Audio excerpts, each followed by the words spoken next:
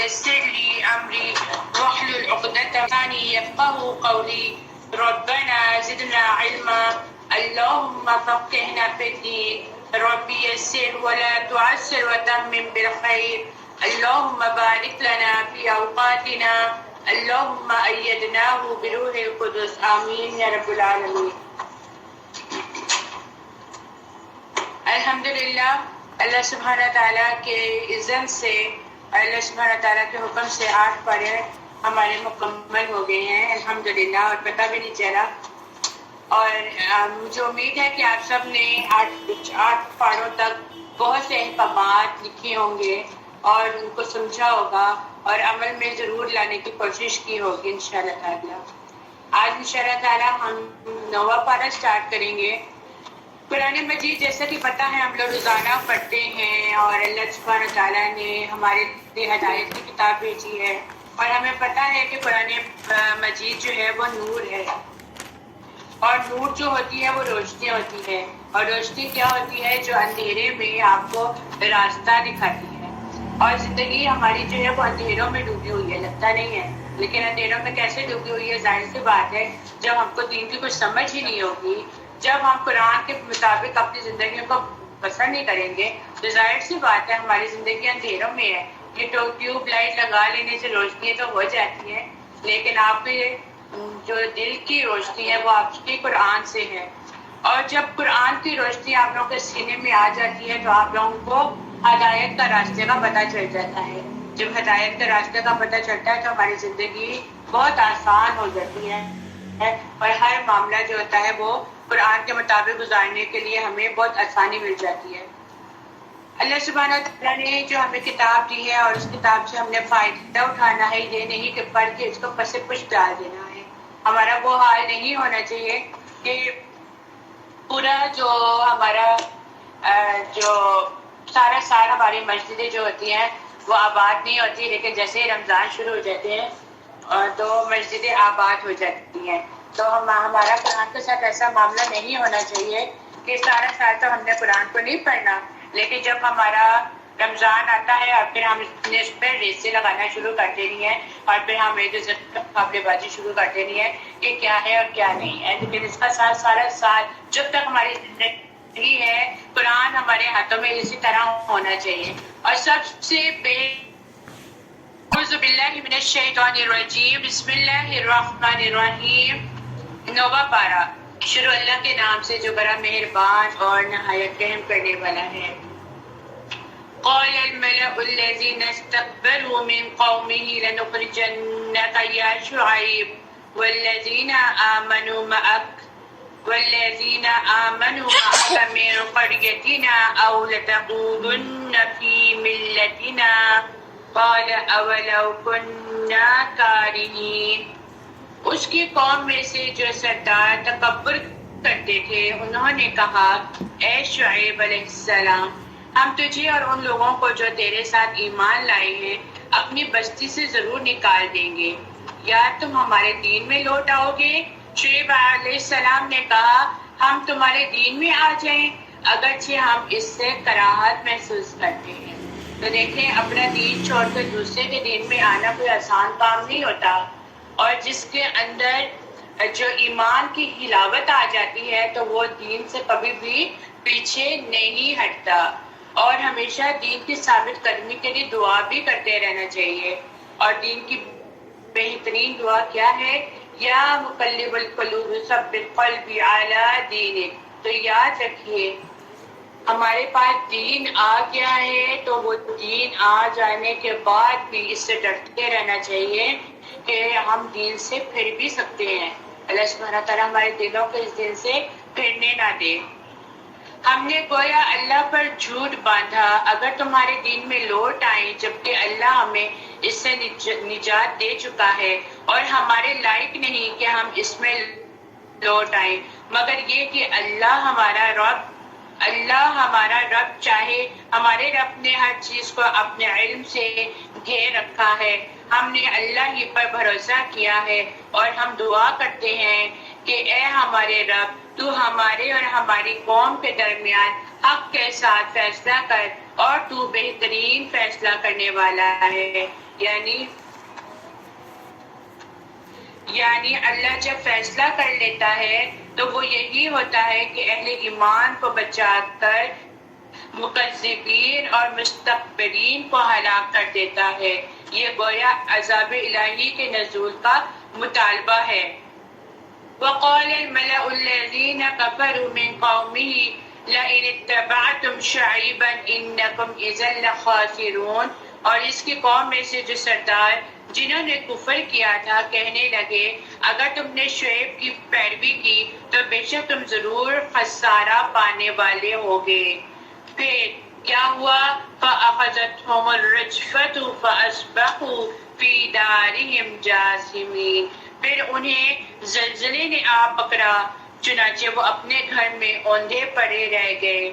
جن لوگوں نے شعیب علیہ السلام کو جھٹلایا وہ یوں ہو گئے جیسے ان گھروں میں کبھی بسے ہی نہ تھے. جن لوگوں نے شعیب کو جھٹلایا وہی خسارہ پانے والے ہیں. پھر شعیب نے ان سے منہ پھیر کر کہا اے میری قوم یقیناً میں نے تو اپنے رب کے پیغامات تمہیں پہنچا دیے اور تمہاری خیر خواہی کی. پھر میں کافر قوم پر غم کیوں کھاؤں؟ یعنی کہ دیکھیں ہر نبی اپنی قوم کے لیے بھیجا گیا اور ہر نبی نے اپنی قوم کو آگے صرف اور صرف اطیع اللہ و اطیع الرسول کا پیغام دیا. لیکن جنہوں نے جھٹلایا پھر اس قوم کے لیے پیغمبروں نے بھی کوئی دعا نہیں کی. پھر اللہ سبحانہ و تعالیٰ کی طرف سے ان پر ہلاکت آئی. آپ لوگ ایسا کیجیے، آپ لوگوں میں فاصلہ بہت ہے اور جس پہ فاصلہ ہو جاتا ہے وہاں پر شیطان داخل ہو جاتا ہے. اپنی ساری صفوں کو ترتیب دیں اور صحیح طرح سے بیٹھیں. آپ اپنی ڈیسک کو ساتھ ساتھ پہ ملا کے بیٹھیں. شاباش. آپ اپنی گودیوں کو چھوٹا کریں. اعوذ باللہ من الشیطان الرجیم. اور جب بھی ہم نے کسی بستی میں کوئی نبی بھیجا کہ اس بستی والوں کو تنگی اور سختی میں مبتلا کیا تاکہ وہ عاجزی اختیار کریں. یاد رکھیے خوشحالی اور بدحالی دونوں ہی امتحان کے سخت پرچے ہوتے ہیں. آزمائش ہوتی ہے نا. تکلیف میں تو سمجھ آتی ہے کہ پتہ نہیں اللہ تعالیٰ ہم سے ناراض ہے، ہمارے حالات کیوں نہیں بدل رہا. اور جب خوشحالی آتی ہے تو انسان اللہ کو ہی بھول جاتا ہے. تو دونوں صورتوں میں ہمیں کیا یاد رکھنا چاہیے؟ چاہے خوشی ہے چاہے غمی ہے، ہر حال میں ہم نے اللہ سبحانہ تعالیٰ کو یاد رکھنا ہے اور تکلیف آنے پہ صبر کرنی ہے اور نعمتیں آنے پر شکر کرنا ہے. انسان کے اندر جب یہ خیال آتا ہے کہ اللہ مجھ سے راضی ہے تو وہ پھر ایک اور کیا کام کرتا ہے.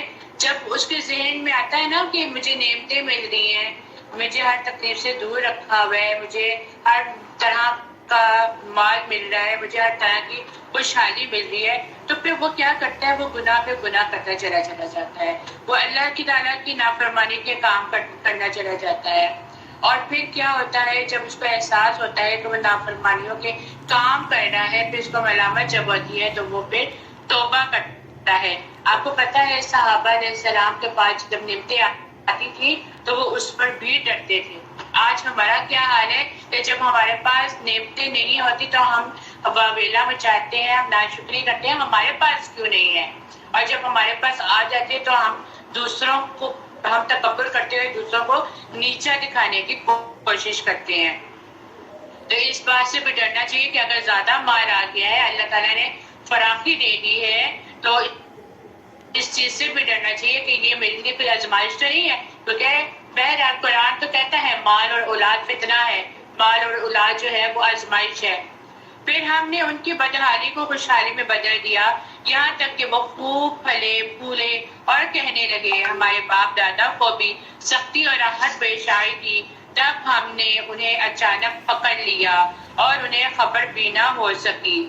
اور اگر ان بستیوں والے ایمان لے آتے اور پرہیزگاری اختیار کرتے تو ہم ان پر آسمان اور زمین کی برکتوں کے دروازے کھول دیتے، لیکن انہوں نے دین حق کو جھٹلا دیا تو ہم نے انہیں ان کے برے عملوں کے باعث پکڑ لیا جو وہ کیا کرتے تھے. اب یہاں سے کیا پتہ چلتا ہے؟ یہاں پہ بتا دیا گیا ہے کہ نعمتیں کیسے برقرار رکھی جا سکتی ہیں۔ یہاں پہ 2 کی پوائنٹ بتا دیے گئے کہ 2 چیزیں جو ہوتی ہیں وہ اللہ سبحانہ تعالیٰ کو راضی کرنے والی ہوتی ہیں، اور 2 چیزیں کیا ہیں یہاں پہ بتایا گیا، ایمان، آمنو واتقوا، یہ ہائی لائٹ کر لیجئے، وَلَوْ أَنَّ أَهْلَ الْقُرَىٰ آمَنُوا وَاتَّقَوْا لَفَتَحْنَا عَلَيْهِمْ التَّقْوَىٰ اور ایمان۔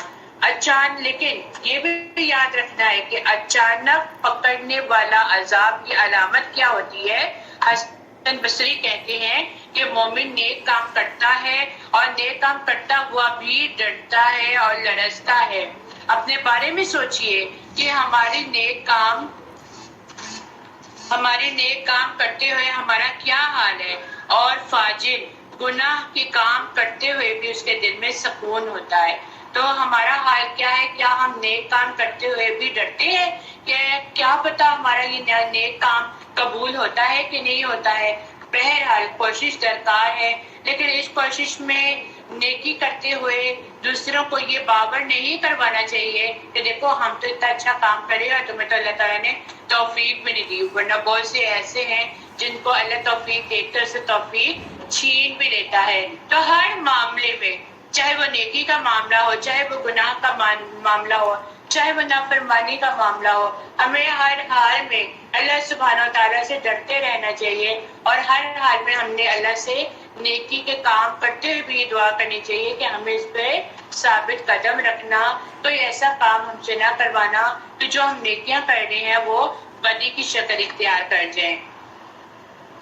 پھر کیا ہوتا ہے؟ پھر بستیوں والے اس بات سے بے خوف ہو گئے ہیں کہ ان پر ہمارا عذاب رات کو آ جائے اور وہ سوئے ہوئے ہوں، یا بستیوں والے اس بات سے بے خوف ہو گئے ہیں کہ ان پر ہمارا عذاب دن چڑھے آ جائے اور وہ کھیل تماشے میں مصروف ہو۔ یعنی وہ ڈرتے ہی نہیں ہیں، وہ اللہ تعالیٰ سے عذاب مانگ رہے ہیں، اور وہ کہتے ہیں کہ اللہ کا عذاب دن چڑھے بھی آ جائے، کہ کام کرتے ہوئے آ جائے یا سوئے ہوئے آ جائے، کسی طرح اللہ کا عذاب دیکھنا چاہتے ہیں۔ اللہ تعالیٰ عذاب کیسے دیتا ہے؟ یا کیا پھر وہ اللہ کی تدبیر سے ہی بے خوف ہو گئے ہیں؟ اللہ کی تدبیر سے بے خوف تو وہی لوگ ہوتے ہیں جو خسارہ پانے والے ہوں، تو جو نافرمان ہوتے ہیں، جو آخرت کے دن پہ یقین نہیں کرتے، اور جو کوئی غلط کام کرتے ہوئے بھی شرم محسوس نہیں کرتے۔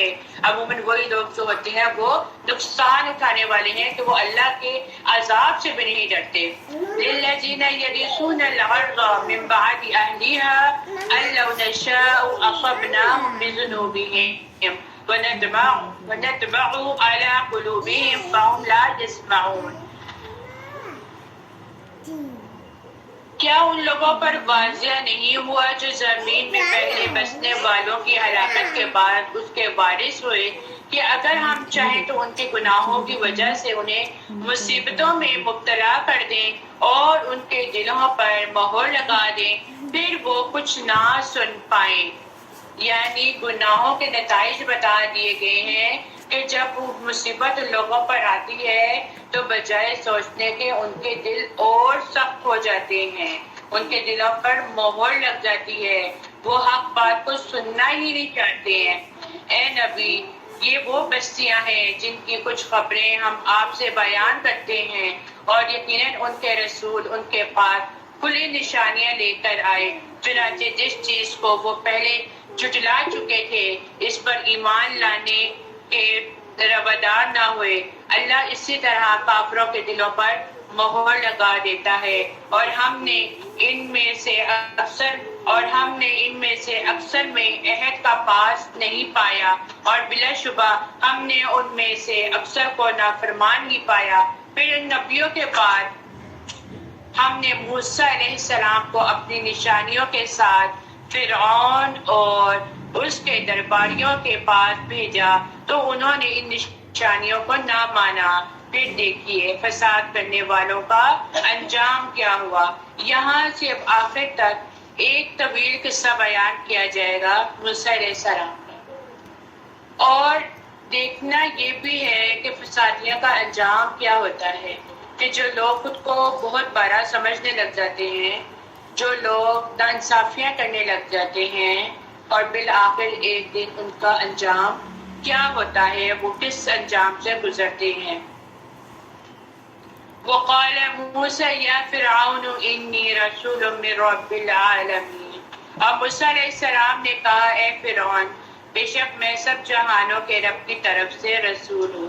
ہر پیغمبر نے آ کر یہی بات کی کہ میں اللہ کی طرف سے رسول بنا کر بھیجا گیا ہوں اور مجھ پر واجب ہے کہ میں اللہ کی طرف سے حق کے سوا کچھ نہ کہوں۔ تحقیق میں تمہارے پاس تمہارے رب کی طرف سے واضح دلیل لایا ہوں، لہذا تم بنی اسرائیل کو میرے ساتھ بھیج دو۔ موسیٰ علیہ السلام کے دو بڑے نکات تھے۔ پہلا کیا تھا کہ وہ لوگوں کو اللہ کی طرف بلاتے ہیں، اور دوسرا کیا ہے کہ وہ بنی اسرائیل کے لوگوں کو جو غلامی میں تھے، جو قید تھے، ان کو آزاد کرتے ہیں۔ ان کا صرف یہ دو بڑے مقصد تھے، اس لیے انہوں نے کہا کہ بنی اسرائیل کو میرے ساتھ بھیجو، کہ جن کو قید کیا ہوا تھا بنی اسرائیل صبح لوگوں کو، ان کی وہ آزادی چاہ رہے تھے۔ فرعون نے کہا اگر تو کوئی نشانی لے کر آیا ہے تو وہ پیش کر، اور اگر تو سچوں میں سے ہے۔ تب موسیٰ نے اپنا عصا زمین پر ڈالا تو وہ اسی وقت اژدہا بن کر ظاہر ہو گیا۔ یہ تو آپ لوگوں نے بہت دفعہ کہانی سنی ہوئی ہے، یہ تو بچوں کو پتہ ہے۔ اور موسیٰ علیہ السلام نے بغل سے اپنا ہاتھ باہر نکالا تو دیکھنے والوں کے لیے چمکتا ہوا وہ سفید ہاتھ نکلا، روشن۔ فرعون کی قوم کے سرداروں نے کہا بے شک یہ تو ماہر کھلا جادوگر ہے، یہ چاہتا ہے کہ تمہیں تمہاری سر زمین سے نکال دے، بس تم کیا مشورہ دیتے ہو؟ انہوں نے کہا اسے اور اس کے بھائی ہارون کو مہلت دے اور شہروں میں ہرکارے بھیج دے تاکہ وہ ماہر جادوگر کو تیرے پاس لے آئیں۔ اب فرعون کہاں ہار ماننے والا تھا، اب اس نے پورے ہی اپنی بستی میں اعلان کر دیا کہ جو ماہر جادوگر ہے وہ تشریف لے آئیں، وہ سارے آ جائیں کہ ہم دونوں کو آمنے سامنے کر دیں۔ اور وہ جادوگر فرعون کے پاس آ گئے تو انہوں نے کہا یقیناً ہمارے لیے انعام ہوگا اگر ہم غالب آ گئے۔ اب انہوں نے کیا کہا، جو جادوگر آئے تھے فرعون کی طرف سے، فرعون سے مطالبہ کرتے ہیں کہ اگر ہم موسیٰ سے جیت جاتے ہیں تو کیا اس پر انعام رکھا جائے گا؟ قال نعم، فرعون نے کہا ہاں، اور بے شک تم میرے مقرب لوگوں میں سے ہو جاؤ گے۔ جادوگروں نے کہا کہ اے موسیٰ یا تو ڈال یا پہلے ہم ہی اپنا جادو ڈال دیتے ہیں۔ موسیٰ علیہ السلام نے کہا پہلے تو ہی ڈال دے، کیونکہ ان کو تو پتا تھا کہ حق جو ہے کبھی نیچا نہیں ہوتا، حق ہمیشہ سربلندی پہ رہتا ہے، اور جو غلط جادوگر ہوتے ہیں یا جو غلط عقائد کے پیچھے چل رہے ہوتے ہیں، ایک ان کا نتیجہ ایک دن ان کا انجام کیا ہوتا ہے کہ فی الوقت کے لیے تو وہ اونچے چڑھتے ہیں لیکن پھر گر جاتے ہیں۔ اب کیا ہوا، انہوں نے جب کہا موسیٰ علیہ السلام نے کہ تم ڈالو، پھر جب انہوں نے اپنی لاٹھیاں اور رسیاں ڈالی تو لوگوں کی آنکھوں پر جادو کر دیا اور انہیں لاٹھیوں اور رسیوں کے سانپوں سے ڈرایا، اور وہ بہت بڑا جادو لائے تھے۔ اب انہوں نے تو اپنی کارستانی دکھا دی، اور ہم نے موسیٰ کی طرف وحی کی کہ تو بھی اپنا عصا ڈال۔ اب یہاں سے دیکھیں وحی کی، یعنی کہ ہر پیغام اللہ ہی کی طرف سے آ رہا ہے، اللہ تعالیٰ ہی حکم دے رہے ہیں۔ اور جب اس نے ڈالا تو وہ دیکھتے دیکھتے جو جادوگروں نے وہ بنایا تھا، جو جادوگروں کی جو سانپ نکل آئے تھے اور وہ ان کی جو سپیرے نکل آئے تھے، تو دیکھتے ہی دیکھتے اژدہا بن کر ان سانپوں کو نگلنے لگا۔ وہ جادو گھڑتے تھے، یعنی جنہوں نے جھوٹے جادو کیے، انہوں نے جب دیکھا کہ اللہ کے حکم سے موسیٰ علیہ السلام نے جب اپنا عصا ڈالا تو وہ اژدہا بن کے باقی سارے سانپوں کو نگل گیا۔ بالآخر حق تو ثابت ہو گیا، اور جو کچھ وہ لوگ کر رہے تھے وہ باطل ٹھہرا۔ تب وہ جادوگر وہی مغلوب ہو گئے اور ذلیل خوار ہو کر پیچھے ہٹ آئے، یعنی کہ ان کو پتہ چل گیا کہ حق ہمیشہ جو ہے وہ آگے ہی رہتا ہے، ہم نے جو کام کیا وہ غلط تھا۔ اور جادوگر بے اختیار سجدے میں گر گئے، یعنی کہ انہوں نے تسلیم کر لیا وہ اسلام کو مان گئے کہ یہ سب کچھ جو ہے یہ اللہ ہی کے حکم سے ہے اور دین ہمیشہ غالب رہتا ہے۔ ایک بات بتاتی چلوں، سورہ یونس آیت نمبر 81-82، اگر آپ لوگ یہ لکھ لیں تو بہت بہتر ہوگا۔ سورہ یونس کی آیت نمبر 81-82، سورۃ الاعراف آیت نمبر 118 سے 122، سورہ طٰہٰ کی آیت نمبر 69۔ اگر کسی پر شک ہو کہ اس پر جادو ہے تو برتن میں پانی لیں، ان پر یہ آیات پڑھیں اور جس کے اوپر جادو کا شک ہے اس کے سر پر بہا دیں تو انشاءاللہ اس پر افاقہ ہوگا۔ تو یہ اگر کر لیں جس کو شک ہے کہ ان کے اوپر جادو ہے تو یہ آیات پڑھیں پانی پر، اور جن کے اوپر جادو کے اثرات نظر آتے ہیں بجائے کہ پیر فقیروں کے پاس جانے کے قرآن کی ان آیتوں سے مدد لیں تو اللہ کا حکم ہوا تو انشاءاللہ افاقہ ہوگا۔ میم کائنڈلی ذرا ریپیٹ کر دیجیے گا سورہ یونس کی آیت نمبر 81-82، سورۃ الاعراف جو آپ لوگ اس وقت پڑھ رہے ہیں اس کی آیت نمبر 118-122، 118 سے 122، اور سورۃ طٰہٰ کی آیت نمبر 69۔ ٹھیک ہے، یہ تین صورتوں میں سے آیتیں مینشن کی ہیں۔ آیت نمبر 69،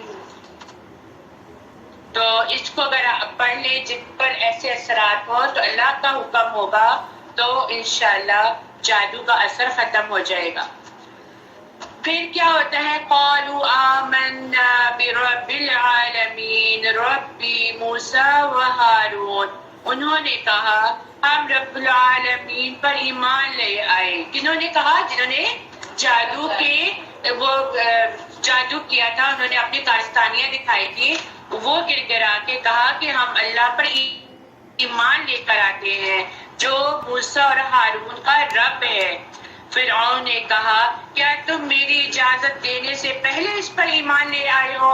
بے شک یہ مقر ہے، تم نے اس شہر میں مل کر یہ مقر کیا ہے تاکہ یہاں رہنے والوں کو اس شہر سے نکال دو، پھر جلد ہی اس کا نتیجہ تم جان لو گے۔ میں تمہارے ہاتھ اور تمہارے پاؤں مخالف طرف سے ضرور کاٹ دوں گا، پھر میں تم سب کو ضرور سولی پر لٹکا دوں گا۔ جو اس کے آگے جھکتے تھے، فرعون کے آگے جھکتے تھے، جب انہوں نے دیکھا کہ اللہ سبحانہ و تعالیٰ کا اللہ سبحانہ و تعالیٰ کے نبی جو پیغام لے کر آئے ہیں وہ حق پر ہے تو انہوں نے ہتھیار ڈال دیے، انہوں نے ایمان قبول کر دیا۔ تو فرعون کو تو یہ اس کو گوارا ہی نہیں تھا کہ میرا بندہ اس طرح کا کام کر رہا ہے، تو اس نے سزا کیا رکھی کہ وہ کہتے ہیں کہ مخالف سمتیں ہاتھ اور پاؤں کاٹ دیے جائیں اور پھر اسی طرح لوگوں کے لیے عبرت بنا دیا جائے کہ سولی پر لٹکا دیا جائے۔ انہوں نے کہا بے شک ہم اپنے رب کی طرف لوٹنے والے ہیں، اور اے فرعون تو ہمیں صرف اس بات کی سزا دے رہا ہے کہ ہم اپنے رب کی نشانیوں پر ایمان لے آئے ہیں۔ دیکھیں یہ بہت بڑی بات ہے، رب کی نشانیاں دیکھ کر اپنے آپ کو سرنڈر کر دینا اور اللہ کے آگے سجدہ کر دینا ایک ایمان کی حلاوت ہوتی ہے کہ اس کے اندر ایمان ہے، اس کے دل میں ڈر ہے کہیں نہ کہیں پہ۔ پھر انہوں نے کیا کہا؟ انہوں نے یہ دعا مانگی، ربنا افرغ علینا صبرا وتوفنا مسلمین۔ ہائی لائٹ کر دیجیے اس کو کہ اے ہمارے رب ہم پر صبر ڈال دے اور ہمیں اس حال میں فوت کر کہ ہم مسلمان ہوں۔ اللہ سبحانہ تعالیٰ سے ہر وقت صبر کی تلقین، صبر مانگنا چاہیے اور یہ دعا کرنی چاہیے کہ جب ہماری موت ہو، جب ہماری موت آئے تو ہم مسلمان ہوں۔ اور فرعون کی قوم کے چودھریوں نے اس سے کہا کیا تو موسیٰ اور اس کی قوم کو چھوڑ دے گا تاکہ وہ زمین میں فساد کرے؟ وہ موسیٰ تجھے اور تیرے معبودوں کو چھوڑ دے۔ فرعون نے کہا ہم ان کے بیٹے قتل کر دیں گے اور ان کی بیٹیاں چھوڑ دیں گے، اور بے شک ہم ان پر پورا غلبہ رکھتے ہیں۔ قال موسیٰ لقومہ استعینوا باللہ وَاصْبِرُوا۔ موسیٰ علیہ السلام نے اپنی قوم سے کہا تم اللہ سے مدد مانگو اور صبر کرو۔ بچ کیا پتہ چلتا ہے ہمیں یہاں سے؟ جب کوئی مصیبت آتی ہے، جب کوئی دشمن کا وار ہوتا ہے، جب انسان بے بس ہوتا ہے تو اللہ تعالیٰ سے ہی دعا کرنی چاہیے۔ تکلیف آنے پر دو چیزیں اپنا لینی چاہیے کہ صبر اور نماز۔ نماز پڑھیں گے تو صبر آئے گا، نماز پڑھیں گے تو سکینت اترے گی۔ جب سکینت دل میں اترتی ہے تو ہی اس پہ صبر کا مقام بلند ہوتا ہے۔ بے شک زمین تو اللہ ہی کی ہے اور وہ اپنے بندوں میں سے جسے چاہتا ہے اس کا وارث بناتا ہے، اور اچھا انجام تو پرہیزگاروں ہی کے لیے ہے۔ انہوں نے موسیٰ علیہ السلام سے کہا ہمارے پاس تمہارے آنے سے پہلے بھی ہمیں تکلیفیں دی گئی اور تمہارے آنے کے بعد بھی۔ موسیٰ نے کہا امید ہے کہ تمہارا رب تمہارے دشمن کو ہلاک کر دے گا اور تمہیں زمین میں جانشین بنا دے گا، پھر دیکھے گا کہ تم کیسے عمل کرتے ہو۔ ہمارا ری ایکشن کیا ہوتا ہے؟ غم آ جاتی ہے، خوشی آ جاتی ہے، تکلیف آ جاتی ہے تو ہمارا ری ایکشن کیا ہوتا ہے؟ کیا ہوتا ہے ہمارا ری ایکشن؟ واویلا مچا دیتے ہیں، صبر نہیں کرتے، اپنے چہرے پہ ایسی اداسی لے آتے ہیں کہ دیکھنے والا خود ہی پہچان جاتا ہے کہ یہ بندہ نا امید ہو جاتی ہے، اور دیکھنے والا کہتا ہے کہ پتہ نہیں اس کو کیا پریشانی ہے۔ تو اس پر ہمیں کیا کرنا چاہیے؟ لوگوں کہ ہم دردیاں کرنی چاہیے؟ نہیں، صبر سے کام لینا چاہیے۔ شاباش، صبر سے کام لینا چاہیے، اللہ سے حوصلہ مانگنا چاہیے، ورنہ واقعی ہمارا بس چلے تو ہم دوسروں کو بھی زندہ زمین پہ گاڑ دیں کہ جب ہم پہ مشکلیں آتی ہیں یا تکلیفیں آتی ہیں یا کوئی ہمارا دشمن ہوتا ہے تو ہمارا دل کرتا ہے اسی وقت اس کو مار دیں، کہ ہم انسان ہیں نا، ہمارے اندر وہ صبر نہیں ہے، ہم ایک دم کھڑے ہو جاتے ہیں دشمنیوں کا بدلہ لینے کے لیے۔ تو اس پہ ہمیں یہ طریقہ سکھا دیا گیا کہ جب بھی کوئی تکلیف آئے یا دشمن غالب آ جائے تو اس پر صبر کرنا ہے اور نماز کو قائم کرنا ہے۔ وَلَقَدْ أَخَذْنَا آلَ فِرْعَوْنَ بِالسِّنِينَ وَنَقْصٍ مِّنَ الثَّمَرَاتِ لَعَلَّهُمْ يَذَّكَّرُونَ، اور بلا شبہ ہم نے آل فرعون کو قحط سالی اور پھلوں کے نقصان میں پکڑا تاکہ وہ نصیحت حاصل کریں۔ دیکھیں یہ بھی سزا تھی، یہ بھی اللہ کی پکڑ تھی، اللہ تعالیٰ نے ان کو پکڑا، اللہ تعالیٰ نے ان کو سزا دی۔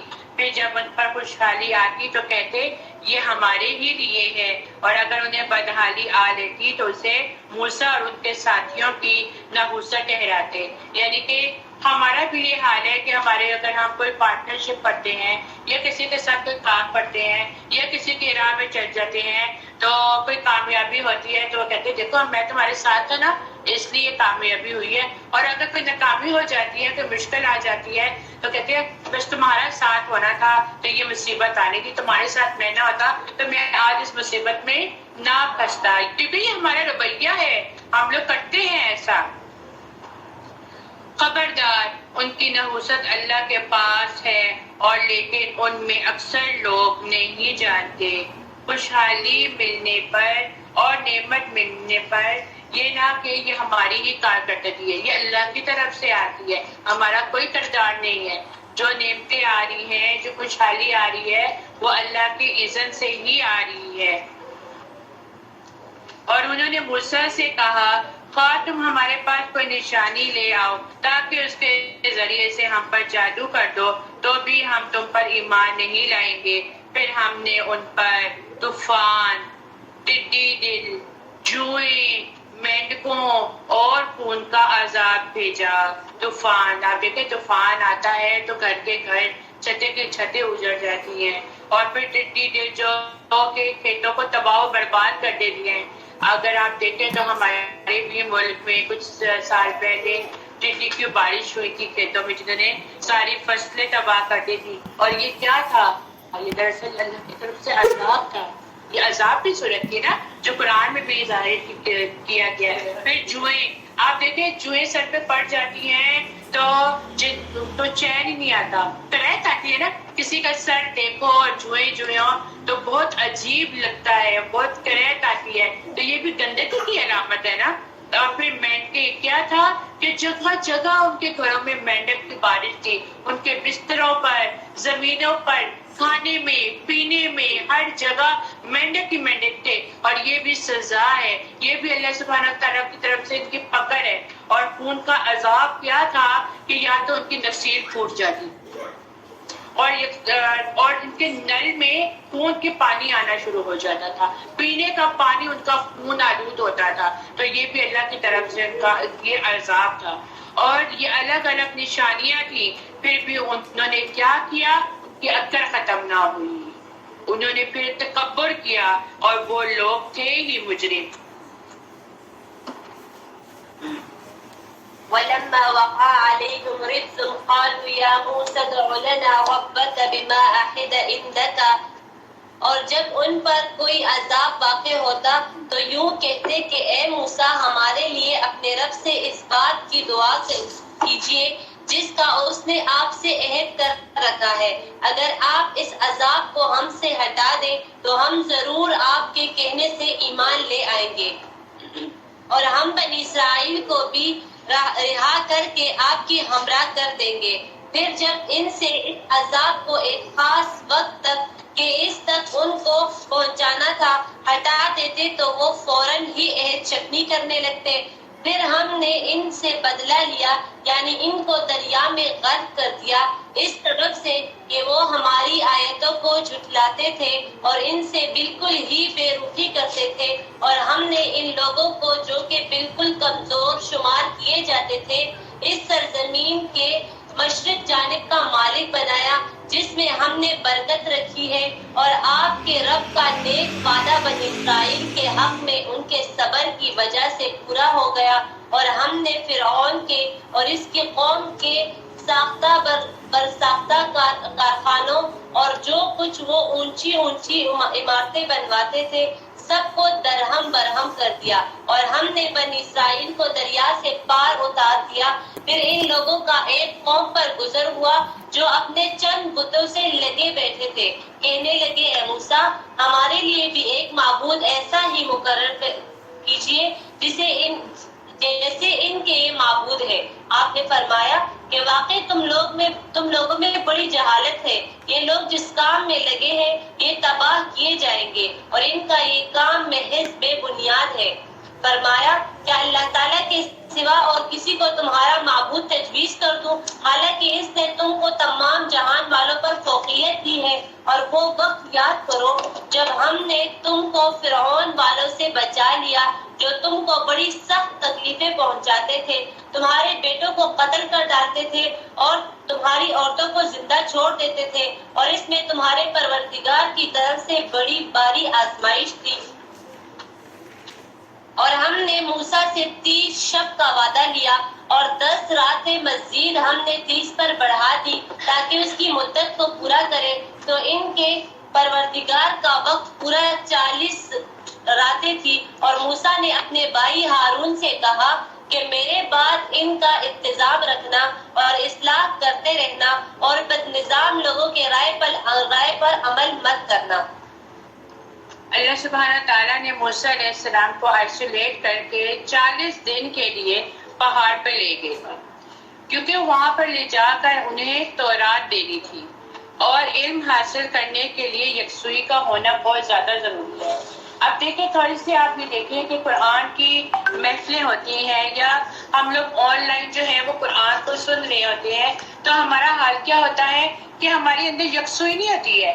ہم لوگ چل پھر کر قرآن کو سن رہے ہوتے ہیں اور کوئی ایک کا دکا بات ہمارے ذہن میں رہ گئی تو رہ گئی، ورنہ ہماری وہ توجہ نہیں ہوتی. تو اس میں ایک بات یہ بھی ہمیں سبق ملتا ہے کہ جہاں پر اللہ سبحانہ تعالیٰ نے موسیٰ علیہ السلام کو کوہ طور میں لے جا کر 40 دن تبلیغ وہاں پر ان کی کرنی تھی اور وہاں پہ جا کر پھر ان کو تورات دینی تھی، تو ان کے لیے یکسوئی کا ہونا بہت زیادہ ضروری تھا.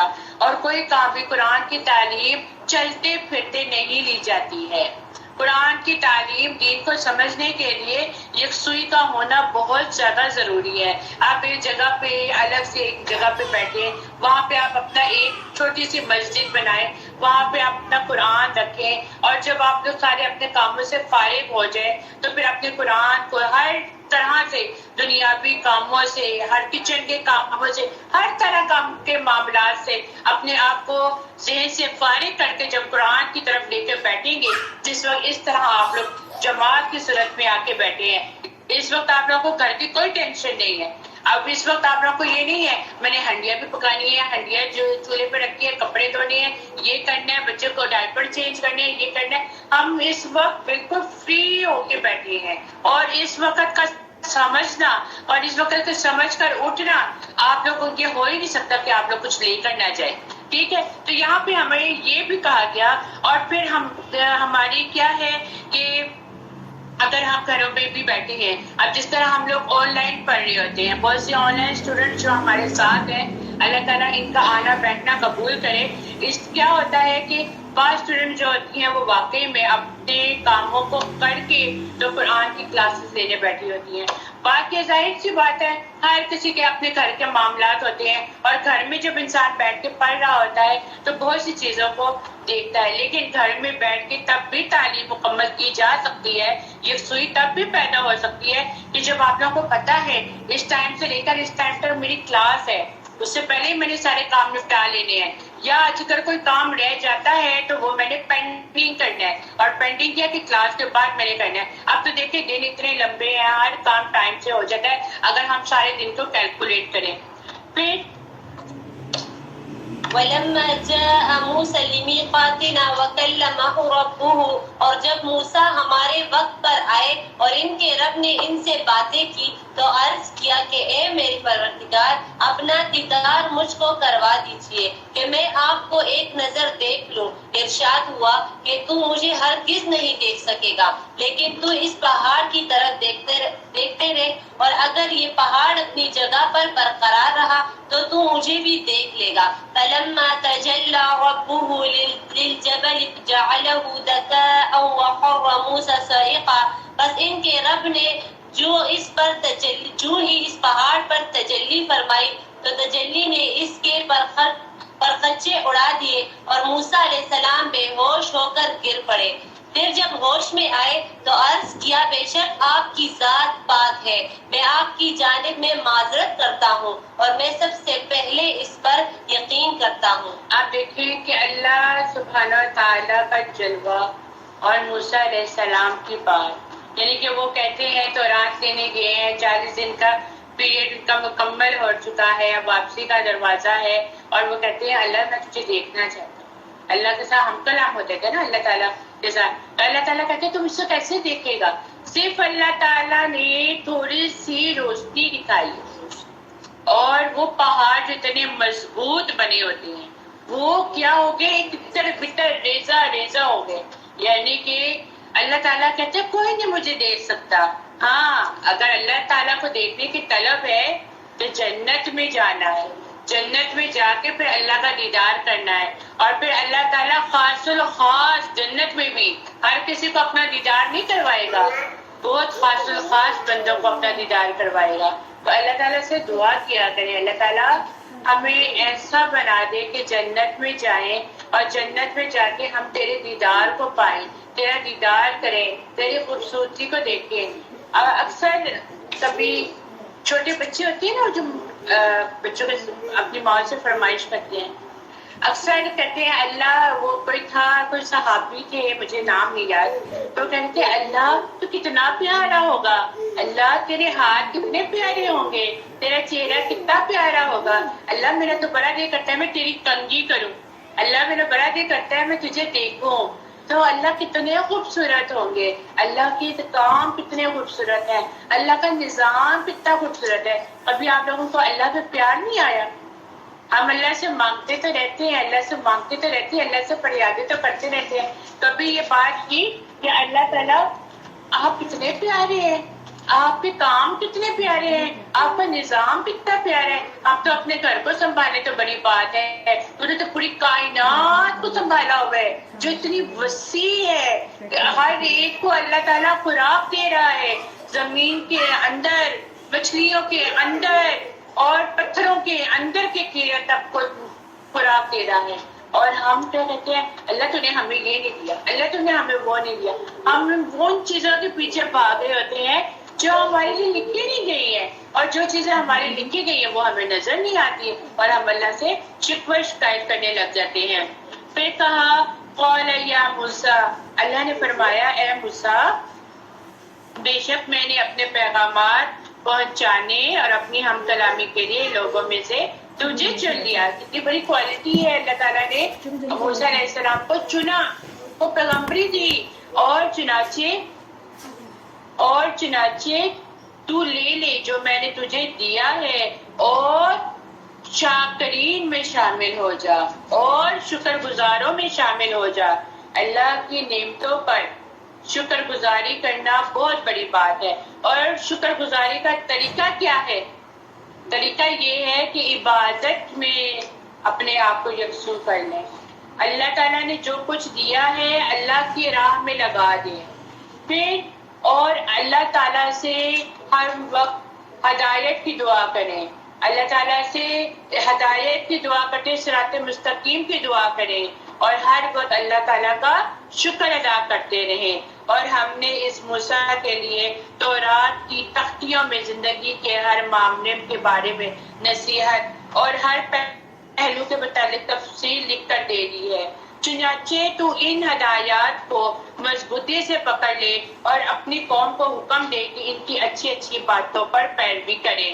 جلد ہی میں تمہیں نافرمانیوں کا گھر دکھا دوں گا, اور جلد ہی میں اپنی نشانیوں سے ان لوگوں کی نگاہوں کو پھیر دوں گا جو زمین میں ناحق تکبر کرتے ہیں, اور اگر وہ نشانیاں دیکھ لیں تو بھی ان پر ایمان نہیں لائیں گے, اور اگر وہ ہدایت کی راہ دیکھ لیں تو اسے اختیار نہیں کریں گے, اور اگر وہ گمراہی کا راستہ دیکھ لیں تو اسے اختیار کر لیں گے. یہ اس لیے کہ انہوں نے ہماری نشانیوں کو جھٹلایا اور وہ ان سے غافل رہے. اور وہ لوگ جنہوں نے ہماری نشانی اور آخرت کی ملاقات کو جھٹلا دیا ان کے عمل برباد ہو گئے. آخرت کو جھٹلانے والے اور اللہ سبحانہ تعالیٰ کی کائنات کی نشانیوں کو دیکھ کر بھی ان کو رد کرنے والوں کی ہلاکت ہے. ان کے ہر عمل جو ہے وہ برباد ہو گئے. اب اس عمل سے آپ تھوڑا سا دیکھیں نان مسلمس کی طرف دیکھیں تو وہ ہم سے زیادہ جو ہے وہ خیر و خیرات کرنے والے لوگ ہیں, ہم سے زیادہ وہ جانوروں سے پیار کرنے والے لوگ ہیں, ہم سے زیادہ وہ جانوروں کے حقوق ادا کرنے والے لوگ ہیں. ایسا عمل کر جاتے ہیں وہ مسلمان بھی نہیں کر پاتے. لیکن کیا ہے کہ انہوں نے ایک اللہ کو نہیں مانا, انہوں نے آخرت پر ایمان نہیں لائے, انہوں نے پیغمبروں پر ایمان نہیں لائے, تو ان کا یہ سارا کیا دھرا کا دھرا ہی رہ جائے گا, اور ان کی معافی ہونی ہی نہیں ہے. اور وہ پوچھیں گے بھی ہم نے تو فلاں وقت میں ایسا کام کیا تھا, تو نے اللہ کے ساتھ شریک ٹھہرایا تھا, تیری معافی کیسے ہو سکتی ہے؟ تو نے کلمہ حق نہیں پڑھا تھا, تیری معافی کیسے ہو سکتی ہے؟ تو ہر عمل کے لیے پیچھے آپ کی جو بیس ہونی چاہیے وہ کیا ہونی چاہیے کہ ہم ایک اللہ ایک رسول کو مانتے ہیں اور اس کے ساتھ کسی کو شریک نہیں ٹھہراتے. اور موسیٰ کی قوم نے ان کے ٹور پر جانے کے بعد اپنے زیورات سے ایک بچڑا بنا لیا, اپنے زیورات کو پگھلا کر اور اس میں سے اس کو پگھلا کر تو بت بنا لیا. ٹھیک ہے, اور بت بنا لیا. وہ ایک جسم تھا جس کی آواز گائے کی تھی, اس کے بیچ میں گھنٹی ڈال دی, پیچھے کوئی ساؤنڈ لگا دیا اور کہہ دیا یہ گائے کی آواز ہے. کیا انہوں نے نہیں دیکھا کہ وہ تو ان سے کلام بھی نہیں کرتا؟ ایک بت آپ اپنے سامنے رکھیں, اس کو کہ میں تجھ سے مانگتا ہوں مجھے یہ دے, مجھے یہ دے, مجھے دے. دینے والی تو وہ ذات اوپر بیٹھی ہوئی ہے, یہ تو اللہ رہا ہے, لیکن انہوں نے کیا اپنے ذہن میں بنا لیا یہ بت ہمیں دے رہے. آج تک وہ یہی کام کرتے آئے ہیں. اور پھر کیا ہے کہ جب ان کو موت آتی ہے, ان کی موت بھی دیکھیں کیسی ہے. ہمیں تو سکھا دیا گیا ایک کوے کے ذریعے کہ جب ہماری موت آئے گی مسلمان کی تو اس کو زمین پہ دفنا دیا جائے گا, اس کو چھپا دیا جائے گا. اور جو کافر لوگ ہیں جن کی بخشش تو ادھر بھی نہیں ہونی ہے, جو وہاں پہ بھی جہنم میں رہیں گے, تو جب ان کی موت بھی آتی ہے تو ان کے گھر والے ان کو جلا دیتے ہیں. ٹھیک ہے, تو کیا ہوا، ان کی آواز گائے کی تھی اور انہوں نے کیا دیکھا، وہ تو کلام بھی نہیں کرتا اور نہ انہیں کوئی راستہ بتاتا ہے، پھر بھی انہوں نے انہیں معبود بنا لیا اور وہ ظالم تھے۔ اور جب انہیں شرمندگی ہوئی اور انہوں نے دیکھا کہ وہ گمراہ ہو گئے ہیں تو کہنے لگے اگر ہمارے رب نے ہم پر رحم نہ کیا اور ہمیں نہ بخشا تو ہم ضرور خسارہ پانے والوں میں شامل ہو جائیں گے۔ اور جب موسیٰ غصے اور رنج میں بھرے اپنی قوم کے پاس واپس آتے ہیں اور کہتے ہیں میرے جانے کے بعد تم بہت برے جانشین ہوئے ہو، کیا تم نے اپنے رب کے حکم سے منہ موڑنے میں جلدی کی؟ اور انہوں نے تورات کی تختیاں زمین پر ڈال دی اور غصے کی حالت میں اپنے بھائی ہارون کا سر پکڑ کے کہتے ہیں اور اپنی طرف کھینچ کے کہتے ہیں کہ تم نے کیا کیا؟ میں تو تجھے ذمہ داری دے کر گیا تھا اور تو نے اس پر عمل کیوں نہیں کیا؟ اس پر ہارون علیہ السلام نے کہا اب دیکھیں ہم لوگوں کا کردار کیا ہے، بہن بھائیوں سے لڑائی ہوتی ہے تو طرح کر کے باتیں کرنا شروع کر دیتے ہیں، تجھے تمیز نہیں ہے، تو نے ایسا کیا، تو نے ویسا کیا۔ یہاں پہ بھی دو بھائیوں کی بات ہو رہی ہے اور یہاں پہ کیا تہذیب سکھائی جا رہی ہے کہ وہ کس طرح دھیمی لہجے میں اور کس طرح کام ہو کے کہتے ہیں اے میری ماں جائے، اے میری ماں کے بیٹے، انداز دیکھی اتنا خوبصورت انداز ہے۔ اگر وہ بھی غصے میں بات کر لیتے تو پھر ایک طرف تو غصہ تھا ہی تو دوسری طرف کا غصہ پھر کہاں لے کر جاتا۔ تو یہاں پر ہمیں بھی اخلاقیات سیکھ لینی چاہیے کہ اے ماں جائے، بے شک ان لوگوں نے مجھے کمزور سمجھا اور وہ مجھے قتل کرنے پر آ گئے تھے، چنانچہ تو دشمنوں کی مجھ پر ہنسنے کا موقع نہ دے۔ اب ان کو یہ بھی تھا کہ اب دشمن مجھ پر ہنسیں گے، میرا مذاق اڑائیں گے، دیکھو دونوں بھائیوں میں لڑائی ہو گئی ہے اور مجھے ان لوگوں کے ساتھ شامل نہ کر جو ظالم ہے۔ موسیٰ علیہ السلام نے کہا اے میرے رب تو مجھے اور میرے بھائی کو بخش دے اور ہمیں اپنی رحمت میں داخل فرما اور تو سب مہربانوں سے زیادہ رحم کرنے والا ہے۔ بے شک وہ لوگ جنہوں نے بچڑے کو معبود بنا لیا جلد ہی ان کے رب کا غضب ان پر آ پہنچے گا اور انہیں دنیا کی زندگی میں ہی ذلت نصیب ہوگی۔ دیکھیں اللہ کا عذاب دنیا میں بھی ان کو آتا ہے اور ان کو آخرت میں بھی آئے گا۔ تو جنہوں نے اللہ کی آیتوں کو جھٹلا دیا، جنہوں نے اللہ کی نشانیوں کو جھٹلا دیا، جنہوں نے پیغمبروں کو جھٹلا دیا، اور وہ لوگ جنہوں نے برے عمل کیے اور پھر ان کے بعد توبہ کی اور ایمان لے آئے، بے شک آپ کا رب اس کے بعد ضرور بخشنے والا ہے اور نہایت رحم کرنے والا ہے۔ اب یہاں پہ کیا بات سکھائی جا رہی ہے؟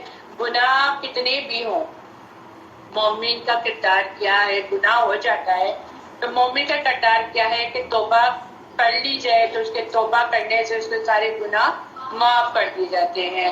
نبی صلی اللہ علیہ وآلہ وسلم نے فرمایا تم اتنے گناہ کرو کہ آسمان تک پہنچ جائے، تم اتنے گناہ کرو کہ آسمان تک پہنچ جائے تو اگر تم توبہ کر لو تو اللہ سبحانہ تعالیٰ معاف کر دیں گے، لیکن توبہ کرنے کے بعد پھر اپنی اصلاح یہ کرنا کہ دوبارہ گناہوں کی طرف نہیں جانا اور یہ امید نہیں رکھنی کہ اللہ نے ایک دفعہ معاف کر دیا دوبارہ کرنے کے دوبارہ معاف کر دے گا۔ یہ نہیں ہوتا، تیسری دفعہ اللہ کہے گا اب تو میں تجھے معاف بھی نہیں کرتا، ٹھیک ہے؟ تو یہ نہیں کہ اللہ اگر معاف کرتا جا رہا ہے تو ہم گناہ پہ گناہ کرتے جائیں۔ توبہ کرنے کے بعد اپنی اصلاح کر لینا اور اصلاح کرنے کے بعد اس چیز کا تہیہ کر لینا کہ ہم دوبارہ پھر ایسا کام نہیں کریں گے۔ پھر کیا ہوا کہ وَلَمَّا سَكَتَ عَن مُوسَى الْغَضَبُ أَخَذَ الْأَلْوَاحَ، اور جب موسیٰ علیہ السلام کا غصہ ٹھنڈا ہوا تو انہوں نے تختیاں اٹھا لی اور ان کے مضامین میں ان کے لیے ہدایت اور رحمت تھی جو اپنے رب سے ڈرتے تھے۔ اور موسیٰ علیہ السلام نے اپنی قوم میں سے 70 آدمی ہمارے مقررہ وقت پر کوہ طور پر توبہ اور استغفار کے لیے چنے۔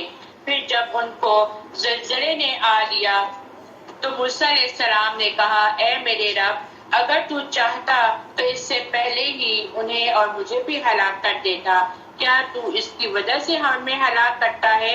جو ہم میں سے بے وقوفوں نے کیا، یہ تیری طرف سے آزمائش کے سوا اور کچھ نہیں۔ تو آزمائش سے جسے چاہتا ہے گمراہ کرتا ہے اور جسے چاہتا ہے ہدایت دیتا ہے۔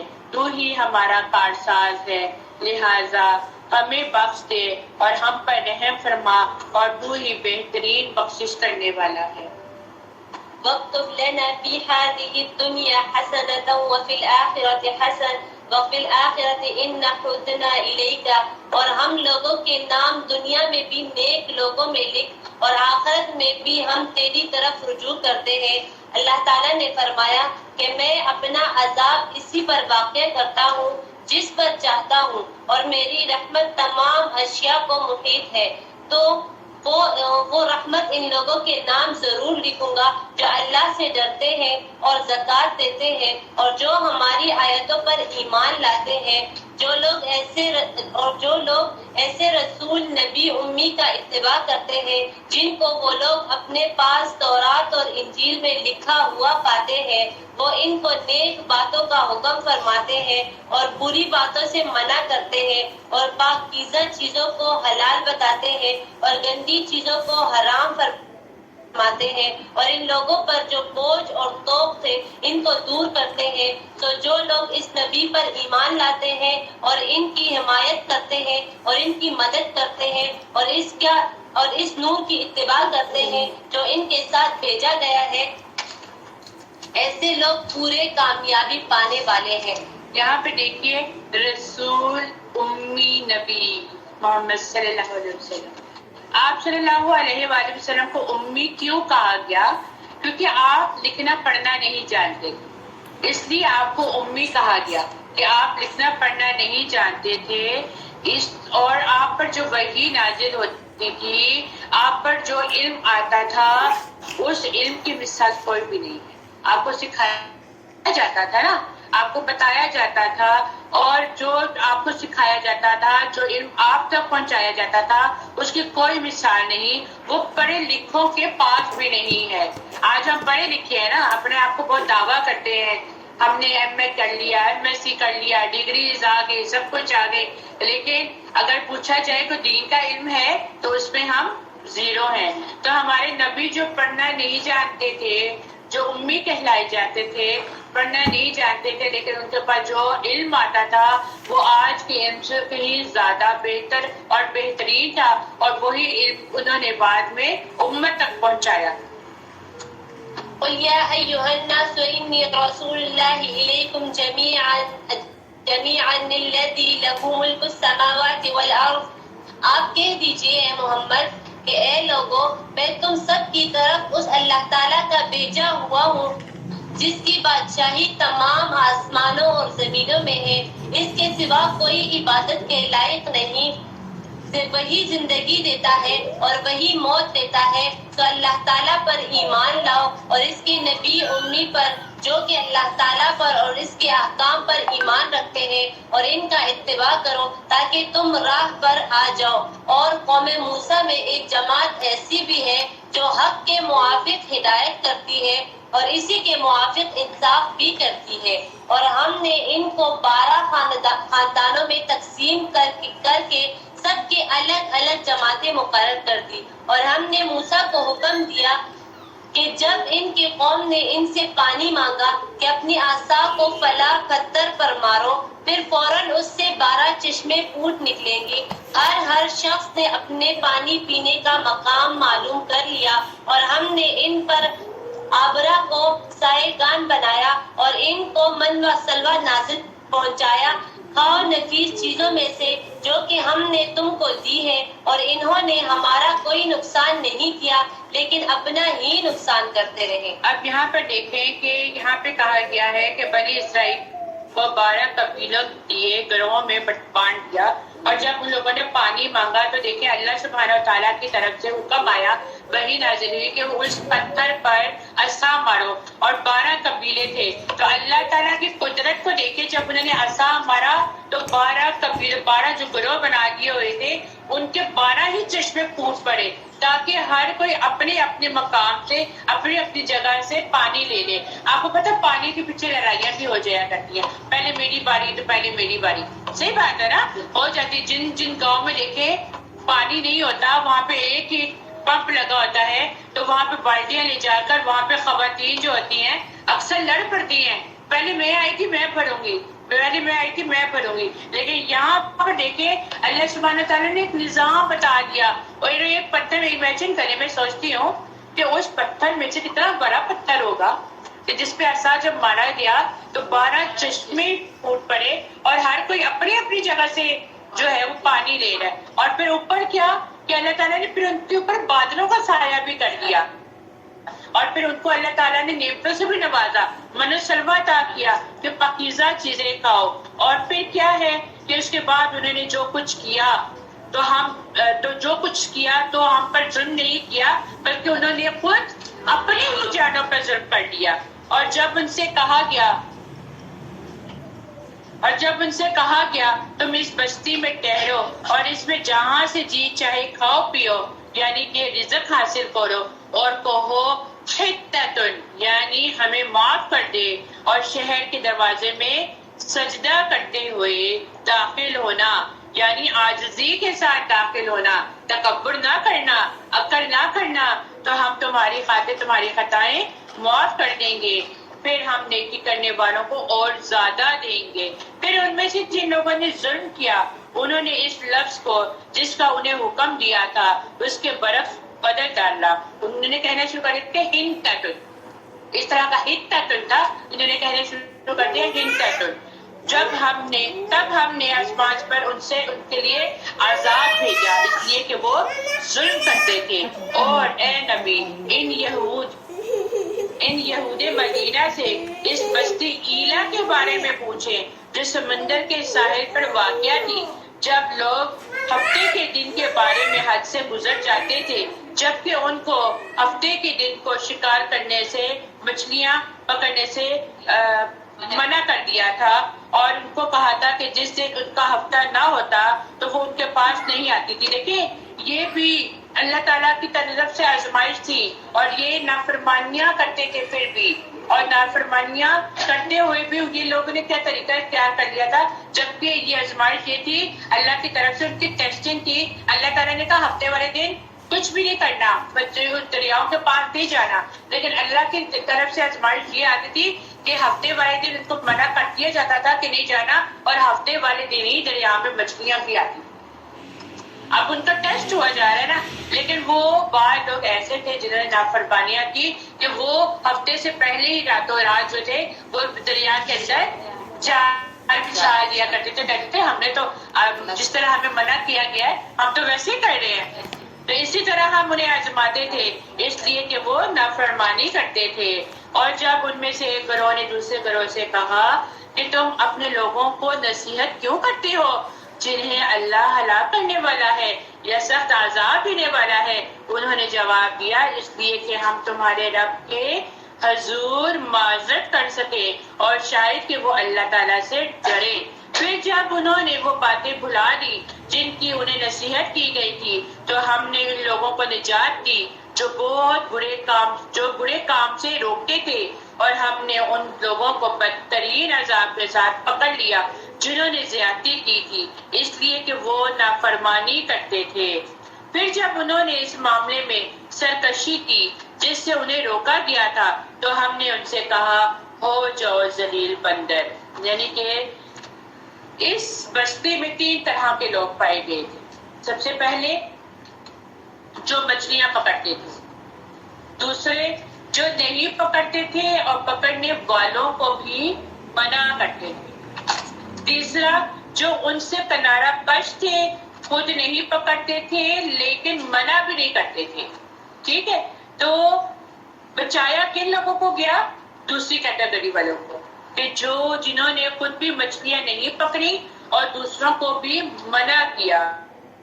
یعنی کہ برائی سے منع کرنا اللہ سبحانہ تعالیٰ کے عذاب سے بچا لیتا ہے, عافیت میں لے آتا ہے, اور برائی سے منع نہ کرنا عذاب کا سبب بن جاتا ہے. تو اس لیے جہاں بھی برائی نظر آئے برائی کو دیکھیں تو ہم پر ذمہ داری ہے کہ ہم اس کو زبان سے روکیں، زبان سے نہیں تو ہاتھ سے روکیں، لیکن کسی دفعہ اگر وہ بات نہ مانے تو دل میں اس کے لیے برا جانے۔ وَإِذْ تَأَذَّنَ رَبُّكَ لَيَبْعَثَنَّ عَلَيْهِمْ إِلَى يَوْمِ الْقِيَامَةِ مَن يَسُومُهُمْ سُوءَ الْعَذَابِ۔ اور اے نبی صلی اللہ علیہ وآلہ وسلم یاد کرو جب آپ کے رب نے یہود کو خبردار کر دیا تھا کہ وہ قیامت تک ان پر ایسے شخص کو ضرور مسلط کرے گا جو انہیں سخت عذاب کا مزہ چکھاتا رہے گا۔ بے شک آپ کا رب بہت جلد سزا دینے والا ہے اور بے شک وہ بہت بخشنے والا اور نہایت رحم کرنے والا ہے۔ اور ہم نے دنیا میں ان کے مختلف جماعتیں کر دی، بعض ان میں نیک تھے اور بعض ان میں اور طرح کے تھے، اور ہم نے ان کو خوشحالیوں اور بدحالیوں سے آزماتے رہے کہ شاید بات آ جائے۔ پھر ان کے بعد ایسے لوگ ان کے جانشین ہوئے کہ کتاب کو ان سے حاصل کیا اور وہ اس دنیائی زندگی سے تھوڑا فائدہ لیتے تھے اور کہتے تھے کہ ہماری ضرور مغفرت ہو جائے گی، حالانکہ اگر ان کے پاس ویسا ہی مال متاع آنے لگے تو اس کو بھی لے لیں گے۔ کیا ان سے اس کتاب کے اس مضمون کا عہد نہیں لیا گیا تھا کہ اللہ کی طرف سوائے حق بات کے اور کسی بات کی نسبت نہ کرے؟ یعنی کہ اشارہ یہاں پہ اس بات پہ کیا جا رہا ہے کہ انہوں نے غلط فتوے لے کر لوگوں سے مال لیا تھا اور ان سے رشوتیں لی تھی۔ اور انہوں نے اس کتاب میں جو کچھ تھا اس کو پڑھ لیا، اور آخرت والا گھر ان لوگوں کے لیے بہتر ہے جو تقوی رکھتے ہیں۔ پھر کیا تم نہیں سمجھے؟ اور جو لوگ کتاب کی پابند ہیں اور نماز کی پابندی کرتے ہیں، ہم ایسے لوگوں کا جو اپنی اصلاح کرے ثواب ضائع نہیں کریں گے۔ دیکھیں بار بار پھر وہی بات آتی ہے کہ کتاب کو مضبوطی کے ساتھ پکڑ لو، صرف یہ نہیں کہ اس کو اٹھا لو ہاتھ میں، اس کا مطلب یہ ہے کہ اس پر عمل کرو۔ جو احکامات بتائے جا رہے ہیں، جن برائیوں سے روکا جا رہا ہے، نیکی کرنے کا حکم دیا جا رہا ہے، اپنے اخلاق کو بہتر کرنے کی کوشش کرے اور قرآن کو سمجھ کے پڑھنے کی کوشش کرے، اس کو اپنے دل کے اندر اتارے، ایسا پڑھے کہ آپ کے کوئی اثرات اس سے مرتب ہو، اور پھر ساتھ میں نماز کو قائم کرے تو ان کے لیے بہترین اجر لکھا گیا ہے، اور پھر اللہ سبحانہ تعالیٰ بھی ان کے اجر کو پھر ضائع نہیں ہونے دیتے ہیں۔ اور وہ وقت بھی قابل ذکر ہے جب ہم نے پہاڑ کو اٹھا کر سائبان کی طرح ان کے اوپر معلق کر دیا، اور ان کو یقین ہو گیا کہ اب ان پر گرا، اور کہا کہ جو کتاب ہم نے تم کو دی ہے اسے مضبوطی کے ساتھ قبول کرو، اور یاد رکھو جو احکام اس میں ہے اس سے توقع ہے کہ تم متقی بن جاؤ گے۔ اور اگر آپ کے رب نے اولاد آدم کی پشت سے ان کی اولاد کو جب آپ کے رب نے اولاد آدم کی پشت سے ان کی اولاد کو نکالا اور ان سے انہی کے متعلق اقرار لیا، أَلَسْتُ بِرَبِّكُمْ قَالُوا بَلَى شَهِدْنَا أَن تَقُولُوا يَوْمَ الْقِيَامَةِ إِنَّا كُنَّا عَنْ هَذَا غَافِلِينَ۔ اللہ تعالیٰ نے وعدہ لیا کہ کیا میں تمہارا رب نہیں ہوں؟ سب نے جواب دیا کیوں نہیں، ہم سب گواہ بنتے ہیں تاکہ تم لوگ قیامت کے روز یوں نہ کہو کہ ہم تو اس سے محض بے خبر تھے، یا یوں کہو کہ پہلے شرک تو ہمارے بڑوں نے کیا اور ہم ان کے بعد ان کی نسل میں ہوئے، تو کیا ان غلط راہ والوں کے فعل پر تو ہم کو ہلاکت میں ڈال دے گا؟ ہم اس طرح آیات کو صاف صاف بیان کرتے ہیں اور تاکہ وہ بات آ جائے، اور ان لوگوں کو اس شخص کا حال پڑھ کر سنائے کہ جس کو ہم نے اپنی آیاتیں دی پھر وہ ان سے باہر بالکل ہی نکل گیا، پھر شیطان کے پیچھے لگ گیا تو وہ گمراہ لوگوں میں شامل ہو گیا۔ آیت نمبر 173 سے دیکھتے ہیں کہ یہاں پر بہت بڑے اہم واقعے کی طرف اشارہ کیا جا رہا ہے، جس کا ذکر کتاب میں بھی آتا ہے کہ قیامت تک دنیا میں جتنی بھی روحیں آنے والی ہیں ان کو اللہ سبحانہ تعالیٰ نے اکٹھے پیدا کر دیا ہے اور ان سے خود خطاب کیا ہے کہ اور کہا ہے کہ کیا میں تمہارا رب نہیں ہوں؟ اور اللہ تعالیٰ نے ہر انسان کے فطرت میں خیر ڈال دی ہے۔ اللہ تعالیٰ نے جن روحوں کو بنایا ان روحوں کو کہہ دیا کہ میں ہی تمہارا رب ہوں، لیکن آج ہماری میموری میں نہیں ہے، آج ہماری میموری میں نہیں ہے. اگر ہماری میموری میں ہوتا تو اللہ تعالیٰ ہم سے یہ کام نہ کرواتے جس کام کا حکم اب دیا جا رہا ہے. اور پھر آگے اللہ تعالیٰ کہتے ہیں کہ اگر ہم چاہتے تو ان آیتوں کے ذریعے اسے بلند درجے دیتے، لیکن وہ زمین کی طرف جھکا پڑا اور اپنی خواہش کے پیچھے لگ گیا، اور اس کی مثال کتے کی سی ہے کہ اگر تو اس پر حملہ کرے تو بھی ہانپتا ہے، اور اگر تو اسے چھوڑ دے تو بھی ہانپتا ہے. یعنی علم آ جانے کے بعد شیطان انسان کو وسوسوں میں ڈال کر انسان کو حق سے دور کر دیتا ہے. یہ واقعہ، یہ قصہ ایک بہت بڑے عالم کا ہے کہ جس کے پاس بہت زیادہ علم آ گیا تھا، لیکن کیا ہوا، علم آنے کے بعد شیطان نے اس کو وسوسے میں ڈال دیا اور وہ عالم حق راستے سے دور ہو گیا. اس نے دین کے راستے کو چھوڑ کر دنیا کے کاموں میں، دنیا کے رنگینیوں میں اپنے آپ کو مغلوب کر دیا، اور اس نے اللہ سبحانہ تعالیٰ کی آیتوں کو بھلا دیا. کیا ہمارا بھی ایسا حال نہیں ہے کہ دین آنے کے بعد ہم تھوڑا سا دین تو پڑھ لیتے ہیں، دین پڑھ لینے کے بعد بہت زیادہ فخر محسوس کرتے ہیں، فخر محسوس کرنے کے بعد تھوڑے عرصے بعد جب پوچھا جائے اس آیت میں کیا بتایا گیا تو ہم کیا کہتے ہیں، ہمیں نہیں پتہ. تو یاد رکھیے، آیات کا علم ہونے کے باوجود اس کی روگردانی کرنا شیطان کا عمل ہے، اور یہ شیطانی عمل ہے، اور یہ جو عالم کے ساتھ پیش آیا یہ ایک حقیقی سٹوری ہے.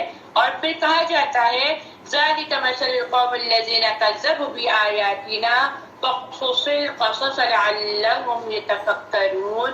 اور یہی مثال ان لوگوں کی ہے کہ جنہوں نے ہماری آیات کو جھٹلایا. چنانچہ اے نبی آپ یہود سے یہ قصہ بیان کر دیں شاید کہ وہ لوگ فکر کریں. اور دیکھیں جو کتا ہوتا ہے، آپ اس کی زبان کو دیکھیں تو اس کی زبان ہر وقت جو ہے باہر لٹکتی رہتی ہے، کھا پی کر بھی اس کی زبان لٹکتی رہتی ہے. تو یہ کس چیز کا سمبل ہے؟ کتے کی زبان لٹکنے کا سمبل جو ہے وہ لالچ ہونے کا سمبل ہے کہ اس کو سب کچھ کھا لیا. وہ آپ لوگوں نے کہانی سنی ہوگی کہ وہ دریا کے کنارے جاتا ہے ہڈی لے کر، اور دریا میں جا کے جھانکتا ہے تو اس کو اپنی ہی ہڈی وہ نظر آ رہی ہوتی ہے، اور وہ کہتا ہے کہ یہ دوسرا کتا اس سے بھی لے لوں. تو وہ منہ کھولتا ہے تو اس کی اپنی ہڈی ہی اس کے اندر گر جاتی ہے. اور کیا لکھا جاتا ہے، اس کا مورل لیسن کیا دیا جاتا ہے، لالچ بری بلا ہے. یہی بات کی جا رہی ہے، انسان کا بھی یہ حال ہے، مل گیا، کھا لیا، پی لیا، پیٹ بھر لیا، ہاتھ پھیر لیا، پھر بھی اس کے اندر لالچ ہوتی ہے کہ ہمیں یہ بھی مل جائے اور وہ بھی مل جائے. پھر کیا کہا جاتا ہے آگے، سَاءَ مَثَلًا لِلْقَوْمِ الَّذِينَ كَذَّبُوا بِآيَاتِنَا وَأَنفُسَهُمْ كَانُوا يَظْلِمُونَ. ان لوگوں کی مثال بری ہے جنہوں نے ہماری آیتوں کو جھٹلا دیا اور وہ اپنی جانوں پر ظلم کرتے تھے. یعنی اللہ کے دین کا انکار کرنے سے، اللہ کا انکار کرنے سے ان کو کوئی بھی فرق نہیں پڑتا تھا، جبکہ وہ زمین و آسمان کی ہر چیز کو دیکھ رہے ہیں، ان کو پتہ بھی چل رہا ہے، لیکن وہ اس کو جھٹلا کر صرف اور صرف اپنی خواہشات کے پیچھے چلتے چلے جا رہے ہیں. جسے اللہ ہدایت دے تو وہی ہدایت پانے والا ہے، اور جسے اللہ گمراہ کر دے تو یہی لوگ خسارہ پانے والے ہیں. ان لوگوں کو کہا جا رہا ہے جو آنکھ، کان، ہاتھ، پاؤں رکھتے ہوئے بھی اس کو صحیح جگہ پہ استعمال نہیں کرتے. اور ان کی مثال بھی اس جانور کی طرح ہے کہ سب کچھ دیا تو جا رہا ہے لیکن اس کو استعمال نہیں کرنا، اور حق کے راستوں کو نہیں پانا، حق کو نہیں پہچاننا اور حق کا استعمال نہیں کرنا. اور تحقیق ہم نے بہت سے جن اور انسان دوزخ کے لیے پیدا کر دیے ہیں. ان کے دل تو ہیں مگر وہ ان سے حق کو سمجھنا نہیں چاہتے، ان کی آنکھیں تو ہیں مگر وہ ان سے حق کو دیکھنا نہیں چاہتے، ان کے کان تو ہیں مگر وہ اس کو حق کی بات سننا نہیں چاہتے. اور وہ تو مویشی جانوروں کی طرح ہیں بلکہ ان سے زیادہ گمراہ ہیں. یہی لوگ غافل ہیں. جیسا کہ میں نے ابھی کیا فرمایا کہ جی ان لوگوں کی مثل کس طرح کی ہے ہم انسانوں کی. بہت سے ہم انسان ایسے ہیں ہم اپنی ذات کی بات کریں نا تو واقعی ہے کوئی ہم سے بات کرتا ہے نا دین کی یا کوئی ہمیں سمجھانے کی بات کرتا ہے تو ہم اس کی بات کو اگنور کر کے دوسرے کی باتیں سننا شروع کر دیتے ہیں. یہ ہمارا رویہ ہے. ہم اس کو لینا ہی نہیں چاہتے. ہم کہتے ہیں ہاں ہمیں پتہ ہے یہ نصیحتیں کسی اور سے کرنا, ہمارے ساتھ یہ نصیحتیں نہ کرو, ہمیں سب کچھ پتہ ہے. تو ایسے لوگ غافل ہیں. اور پھر کہا جا رہا ہے وَلِلَّهِ الْأَسْمَاءُ الْحُسْنَى فَادْعُوهُ بِهَا فَذَرُوا الَّذِينَ يُلْحِدُونَ فِي أَسْمَائِهِ سَيُجْزَوْنَ مَا كَانُوا يَعْمَلُونَ. اور اللہ ہی کے لیے اچھے اچھے نام ہیں, لہذا تم اسے ان ناموں سے پکارو اور چھوڑ دو ان لوگوں کو جو ان کے ناموں میں تجربی اختیار کرتے ہیں. وہ جو کچھ کر رہے ہیں جلدی اس کی سزا پا لیں گے. اللہ کے کتنے اچھے اچھے نام ہیں, اور اللہ کے نام اب اللہ کے ذاتی نام بھی ہیں اور اللہ کے صفاتی نام بھی ہیں. اللہ کے صفات بھی ہے, اللہ کے ذاتی نام بھی ہیں. اور آپ دیکھیں اللہ کے نام سننے جب جائیں تو وہ کانوں کو بھی اچھے لگتے ہیں, سننے میں اور بولنے میں پڑھنے میں بھی اچھے لگتے ہیں. اور جس طرح سے ہم بچوں کو بھی سکھاتے ہیں تو کتنا اچھا تاثر پڑتا ہے کہ بچے وہ اس کو یاد کر رہے ہیں. اور پھر سب سے بڑی بات, اللہ کے نام سے اپنی مطلوبہ چیز کو مانگا کرے. یہ بہت پیاری بات بتا رہی ہوں میں آپ لوگوں کو. اللہ کے جہاں پر ہمیں اتنے پیارے پیارے نام ملتے ہیں تو ہمیں یہ بھی بتایا جاتا ہے, یہ بھی ہمیں طریقہ سکھایا جاتا ہے کہ اللہ کے نام سے جب دعا کرنے لگتے ہو نا تو اللہ کے نام سے, جس طرح میں نے کہا دعا قبولیت پر اثر رکھتی ہے, دعا قبول ہوتی ہے, لیکن دعا قبول ہونے کے لیے بھی ترتیب سکھا دی گئی کہ پہلے اللہ کی حمد و ثنا بیان کرو, اللہ کی حمد و ثنا بیان کرو, پھر اللہ کے ناموں کا استعمال کرو. اب اللہ کے ناموں سے استعمال کیا کرنا ہے؟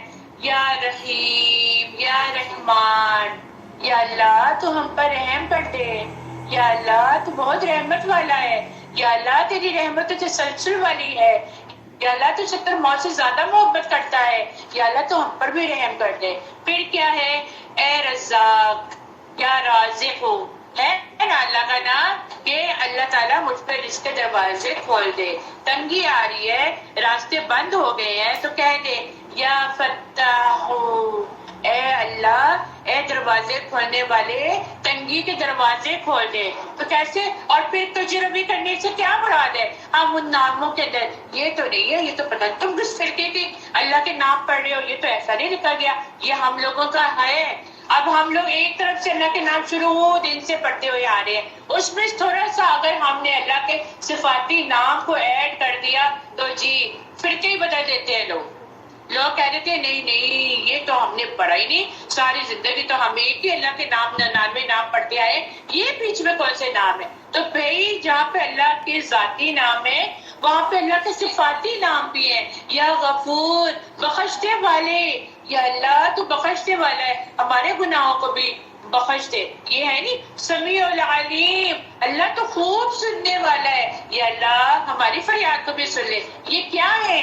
یہ اللہ کے صفاتی نام ہے. اگر ان کے ذریعے ان کے معنی پڑھ کر اس کو آپ دعا میں استعمال کر لیں تو ایک دعا کے اندر خوبصورتی پیدا ہو جائے گی, ایک دعا کے اندر ایک حسن پیدا ہو جائے گا, دعا کرنے کا بھی مزہ آئے گا. لیکن نہیں جی, ہم لوگوں نے تو ایسا کرنا ہی نہیں جو معاشرہ کہتا ہے, ہم نے تو اسی کے پیچھے چلنا. وَمِمَّنْ خَلَقْنَا أُمَّةٌ يَهْدُونَ بِالْحَقِّ وَبِهِ يَعْدِلُونَ, اور ہماری مخلوق میں ایک جماعت ایسی بھی ہے جو حق کے موافق ہدایت کرتی ہے اور اس کے موافق انصاف بھی کرتی ہے. اور جو لوگ ہماری آیات کو جھٹلاتے ہیں ہم ان کی بتدریج لیے جا رہے ہیں, اس طور پہ کہ ان کو خبر بھی نہیں, اور ان کو مہلت دیتا ہوں, بے شک میری تدبیر بڑی مضبوط ہے. کیا ان لوگوں نے اس بات پر غور نہ کیا کہ ان کا جن سے سابقہ ہے, ان کو ذرا بھی جنون نہیں، وہ تو صرف ایک صاف صاف ڈرانے والے ہیں۔ اور کیا ان لوگوں نے غور نہیں کیا آسمانوں اور زمین کے عالم میں اور دوسری چیزوں میں جو اللہ نے پیدا کی ہے، اور اس بات میں کہ ممکن ہے کہ ان کی اجل قریب ہی آ جائے؟ پھر قرآن کے بعد کون سی بات پر یہ لوگ ایمان لائیں گے؟ جس کو اللہ تعالیٰ گمراہ کر دے اس کو کوئی راہ پر نہیں لا سکتا، اور اللہ تعالیٰ ان لوگوں کو گمراہ میں بھٹکتے ہوئے چھوڑ دیتا ہے۔ یہ لوگ آپ سے قیامت کے متعلق سوال کرتے ہیں کہ اس کا وقوع کب ہوگا۔ آپ فرما دیجئے کہ اس کا علم صرف میرے رب ہی کے پاس ہے، اس کے وقت پر اس کو سوائے اللہ کے اور کوئی ظاہر نہیں کر سکتا، اور آسمانوں اور زمین میں بڑا بھاری حادثہ ہوگا۔ یعنی یہ بھاری حادثہ کس طرف لے کے جا رہا ہے؟ قیامت کی طرف لے کے جا رہا ہے کہ قیامت کا جو دن ہوگا وہ زمین اور آسمان کے لیے بہت بھاری وقت ہوگا۔ یہ کوئی آسان بات نہیں ہے۔ ہم منہ سے جو کہتے ہیں قیامت، جب قیامت آئے گی تو اچھے جو ہوں گے وہ ان کی بری حالت ہو جائے گی۔ قبروں کے اندر جو ہوں گے وہ بے ساختہ جب قبروں سے باہر نکلیں گے اور ان کو اپنے جسم کی ہوش نہیں ہوگی، ان کے اوپر کوئی کپڑا نہیں ہوگا، اور وہ اپنے دماغ کے کام نہیں کر رہے ہوں گے، وہ ہوش میں نہیں ہوں گے، لیکن وہ بھاگتے چلے جائیں گے۔ اور اس لیے اس قیامت سے ڈرنا چاہیے۔ اور آپ کو پتہ ہے قیامت صغریٰ کی سب نشانیاں پوری ہو چکی ہیں، اب صرف اور صرف قیامت کبریٰ باقی رہ گیا ہے۔ اللہ تعالیٰ سے یہ وقت ہے، اللہ تعالیٰ سے اپنے گناہوں کی معافیہ مانگ کر اور صحیح راستے پر چلنے کا یہ وقت ہے، ورنہ یہ وقت بھی ختم ہو گیا تو پھر کچھ ہاتھ نہیں آئے گا، اور اس وقت توبہ بھی قبول نہیں ہوگی۔ لَتَأْتِيكُمْ إِلَّا بَغْتَةً، اور وہ تم پر محض اچانک آ پڑے گی۔ وہ اس طرح پوچھتے ہیں جیسے گویا آپ اس قیامت کی تحقیق میں لگے ہوئے ہیں۔ آپ فرما دیجئے کہ اس کا علم خالص اللہ ہی کے پاس ہے، لیکن اکثر لوگ نہیں جانتے۔ آپ فرما دیجئے کہ میں خود اپنی ذات خاص کے لیے کسی نفع کا اختیار نہیں رکھتا اور نہ کسی ضرر کا، مگر اتنا ہی کہ جتنا اللہ نے چاہا ہو، اور اگر میں غیب کی باتیں جانتا ہوتا تو میں سب سے زیادہ نفع اپنے لیے حاصل کرتا اور کوئی مضر چیز مجھ کو نہ پہنچتی۔ میں تو محض ڈرانے والا ہوں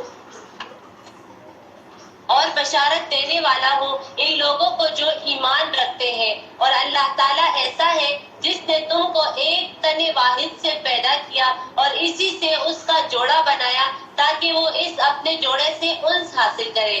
پھر جب میاں بیوی سے قریب قربت کرے تو اس کو حمل رہ گیا ہلکا سا، تو وہ اس کو لیے ہوئے چلتی پھرتی رہی۔ پھر جب وہ بوجھل ہو گیا تو دونوں میاں بیوی اللہ سے جو ان کا مالک ہے دعا کرنے لگے کہ اگر تو نے ہم کو صحیح سالم اولاد دے دی تو ہم خوب شکر گزاری کریں گے۔ تو جب یہاں پہ دیکھیے، یہاں پر دو جوڑے بتائے گئے اور میاں بیوی کے بارے میں بتایا گیا کہ شوہر اور بیوی جو ہوتے ہیں وہ ایک دوسرے کے لیے سکون کا باعث ہوتے ہیں۔ شوہر اور بیوی کے لیے اللہ سبحانہ تعالیٰ نے ایک دوسرے کے لیے سکینت رکھ دی ہے، جو ایک دوسرے سے سکون حاصل کرتے ہیں۔ اور پھر جب میاں بیوی کا ریلیشن آپس میں قائم ہوتا ہے تو اللہ ہی کے حکم سے ان کے اندر حمل بیٹھ جاتا ہے، یعنی کہ انہیں پریگننسی سٹارٹ ہو جاتی ہے۔ جب عورت کو پریگننسی سٹارٹ ہو جاتی ہے تو وہ جو بوجھ لیے پھرتی ہے، اس کا مطلب یہ ہے کہ وہ جو اپنا حمل اٹھائے 9 ماہ تک چلتی ہے، وہ ایک بوجھ ہوتا ہے نا اس کے اوپر، جس کے اوپر ساتھ اس سے سارے گھر کو بھی سنبھالنا ہے اور ہر طرح سے اس سے ڈیوٹیز کو ادا کرنا ہے۔ اور پھر جب وہ بوجھل ہو جاتی ہے، یعنی کہ جب ڈلیوری کا ٹائم قریب آتا ہے تو اللہ تعالیٰ سے دعا کی جاتی ہے کہ اللہ تعالیٰ جو اس میں سے اولاد دے وہ صحت اور تندرستی والی دے، اور پھر ہم تیرے شکر گزار کریں گے۔ لیکن جب اللہ نے انہیں تندرست بچہ دے دیا تو انہوں نے اس بچے میں جو اللہ نے انہیں دیا تھا اس کے ساتھ وہ شریک ٹھہرا لیتے ہیں۔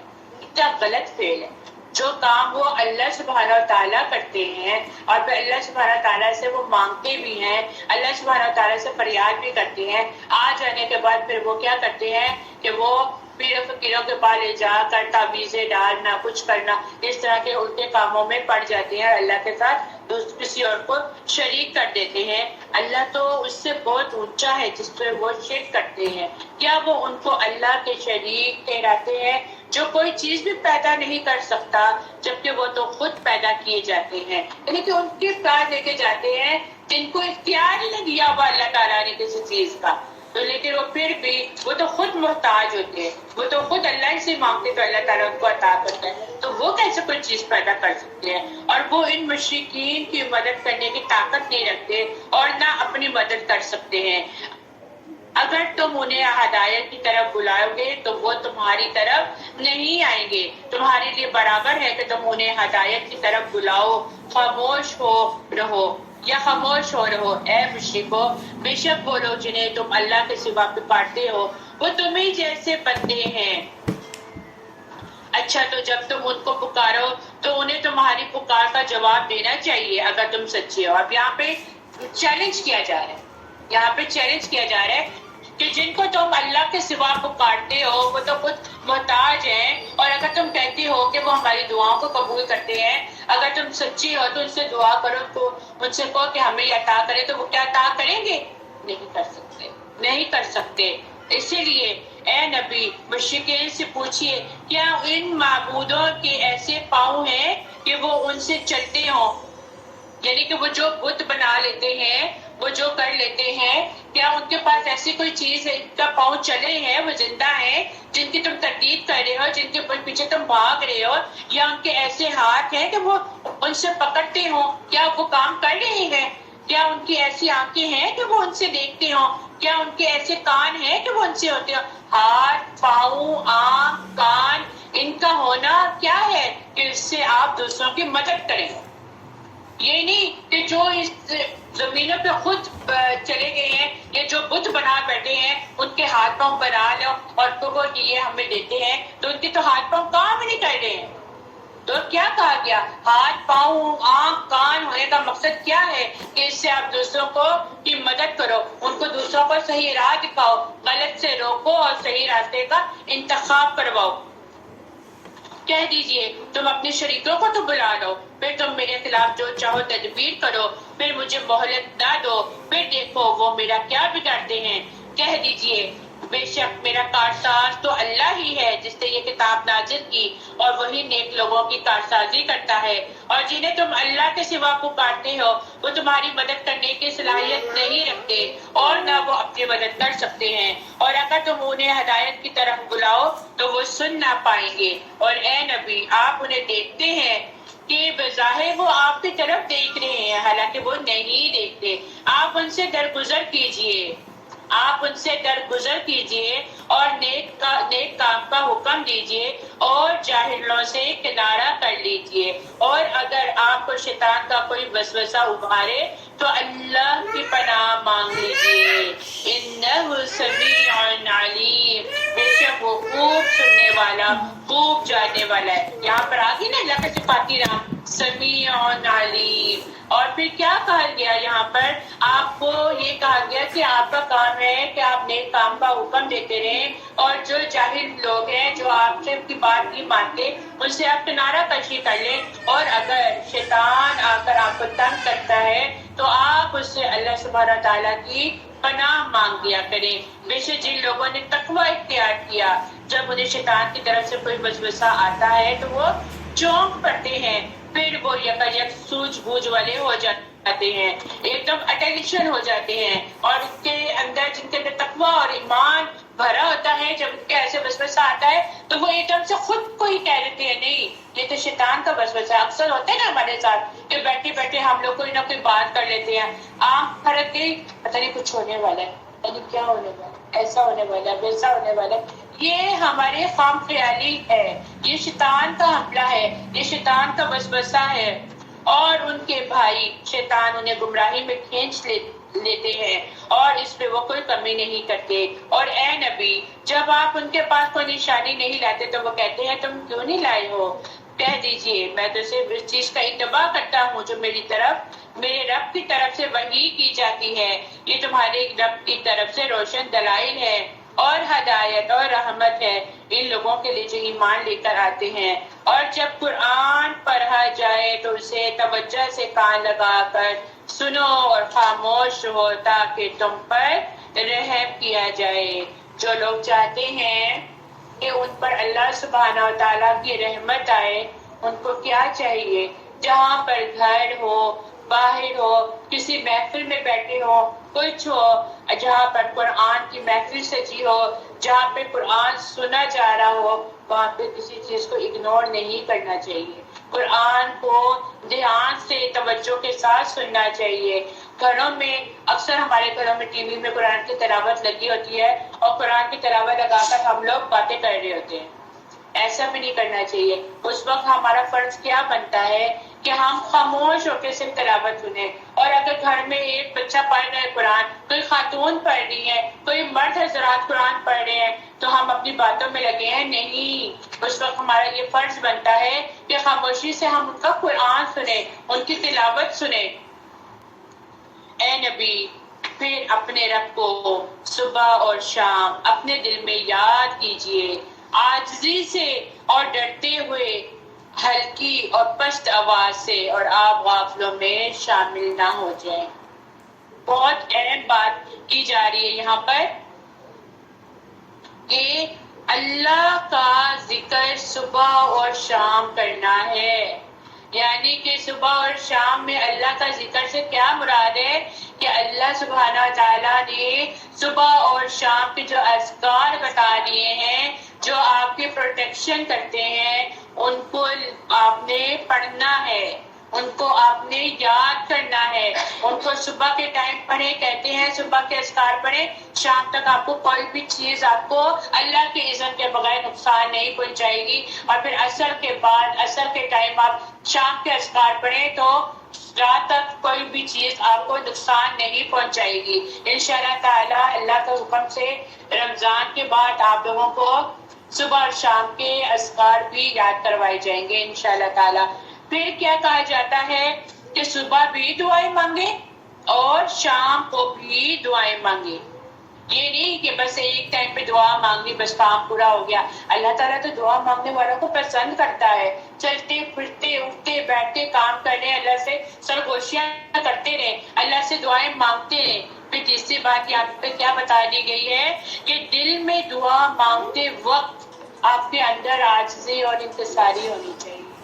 جیسے بچہ لاڈ سے اپنی ماں سے فرمائش کرتا ہے نا، مما یہ لے دے، مما پہلے کہتی ہے نہیں لے کے دینا، نہیں مما لے دے، پھر مما غصے ہونے لگ جاتی ہے، منع کیا ہے نا نہیں لے کے دینا، پھر ماں کا ایک دم دل مسیح جاتا ہے، کہتی ہے خیر ہے میرا بچہ مانگ رہا ہے لے دے۔ تو جب ہم اللہ سے دعا کرتے ہیں تو ہمارا حال بھی ایسا ہی ہونا چاہیے کہ ہم اللہ سے لاڈ اٹھوائیں، اللہ پوری کر دو نا، اللہ میرے حق میں بہتر ہے پورا کر دو نا، اللہ وہ کام کر دو جس میں میری بہتری ہے، وہی کام کر دو جس میں میری بھلائی ہے۔ یہ نہیں کہنا کہ اللہ میرے لیے بہتر ہے تو کر دینا، نہیں کرنا تو نہ کرو، ایسی دعا نہیں کرنی، ایسا نہیں کرنا، بلکہ کہنا اللہ میرے لیے کام کر دو، اور عاجزی کے ساتھ، انکساری کے ساتھ، اور خوف کے ساتھ، اور زبان سے ہلکی آواز کے ساتھ بھی دعا کریں۔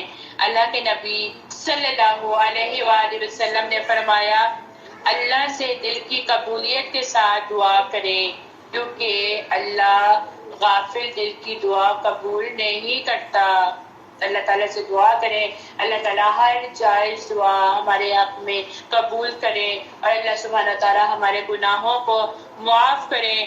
پھر کہا جاتا ہے کہ ان الذین عند ربک لا یستکبرون عن عبادتہ ویسبحونہ ولہ یسجدون۔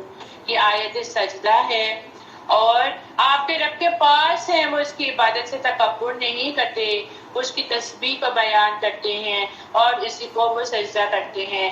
آیت سجدہ جو ہے وہ کرنا لازمی ہو جاتا ہے، لیکن جب کبھی ایسا ہو یا تو آپ بعد میں بھی سجدہ کر سکتے ہیں، لیکن اگر جہاں پہ محفل بنی ہو وہاں پہ کیا ہے کہ سجدے کی طرف، قبلے کی طرف رخ کر کے آپ آپ لوگ ضروری نہیں کہ پورا ہی سجدہ کریں، لیکن یہ کہ بعد میں ہم سے بھول نہ جائے، اسی وقت اپنے سر کو جھکا لیں اور جھکا کے صرف یہ دعا پڑھ لیں سبحان ربی الاعلیٰ سبحان ربی الاعلیٰ سبحان ربی الاعلیٰ، اور اس کے بعد اپنے سر کو اٹھا لیں اور پھر اس میں سلام پھیرنے کی کوئی ضرورت نہیں ہے، ٹھیک ہے؟ تو آپ لوگ سب سجدہ کر لیجئے، آگے پھر ہم سورۃ الانفال سٹارٹ کرتے ہیں۔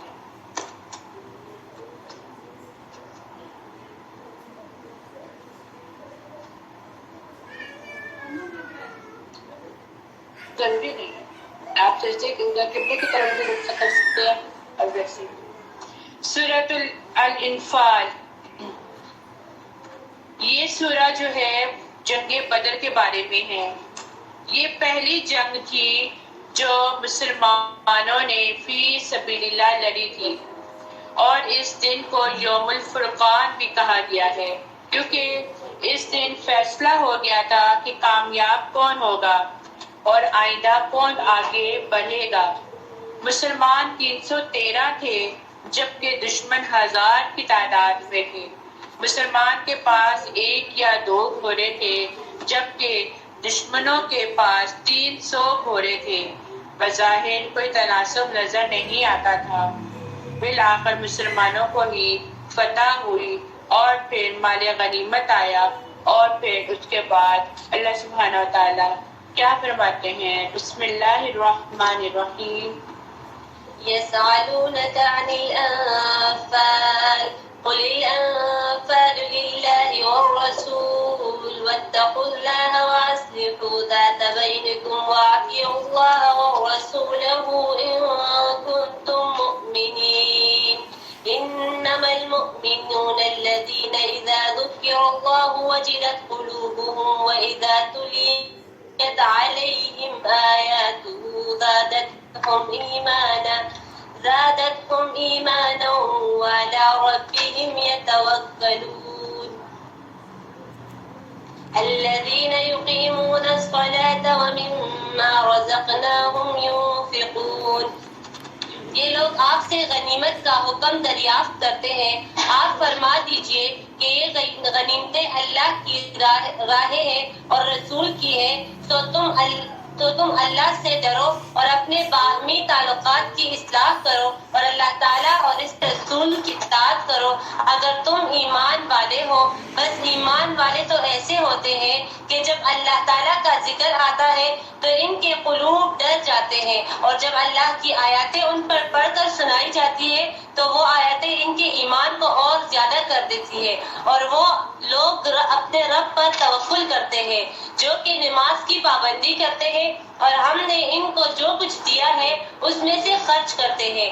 سچے ایمان والے لوگ یہی ہیں، ان کے لیے بڑے درجے ہیں ان کے رب کے پاس، اور مغفرت اور عزت کی روزی ہے، جیسا کہ آپ کے رب نے آپ کے گھر سے مصلحت کے ساتھ آپ کو روانہ کیا، اور مسلمانوں کی ایک جماعت اس کو گرا سمجھتی تھی، اور اس مصلحت میں اس کے بعد کہ اس کا ظہور ہو گیا تھا آپ سے اس طرح جھگڑ رہے تھے کہ گویا کوئی ان کو موت کی طرف لے جا رہا ہو، اور وہ دیکھ رہے ہیں۔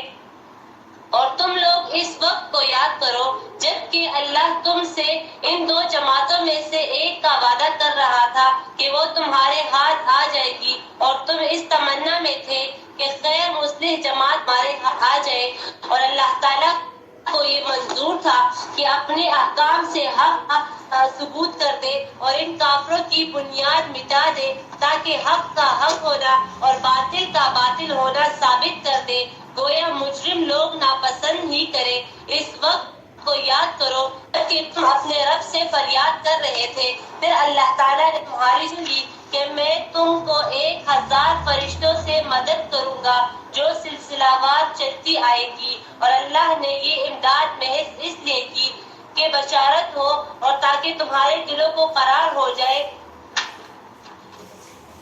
اور نصرت صرف اللہ ہی کی طرف سے ہے جو کہ زبردست حکمت والا ہے۔ اس وقت کو یاد کرو جبکہ اللہ تم پر اونگ طاری کر رہا اپنی طرف سے چین دینے کے لیے، تم پر آسمان سے پانی برسا رہا تھا کہ اس پانی کے ذریعے سے تم کو پاک کر دے، اور تم سے شیطانی وسوسے کو دفع کر دے اور تمہارے دلوں کو مضبوط کر دے اور تمہارے پاؤں جما دے۔ اس وقت کو یاد کرو جب کہ آپ کا رب فرشتوں کو حکم دے رہا تھا کہ میں تمہارا ساتھی ہوں، تو تم ایمان والوں کی ہمت بڑھاؤ، میں ابھی کفار کے قلوب میں رعب ڈال دوں گا، تو تم گردنوں پر مارو اور ان کے پور کو مارو۔ یہ اس بات کی سزا ہے کہ انہوں نے اللہ کی اور اس کے رسول کی مخالفت کی، اور جو اللہ کی اور اس کے رسول کی مخالفت کرتا ہے تو اللہ تعالیٰ سخت سزا دیتا ہے۔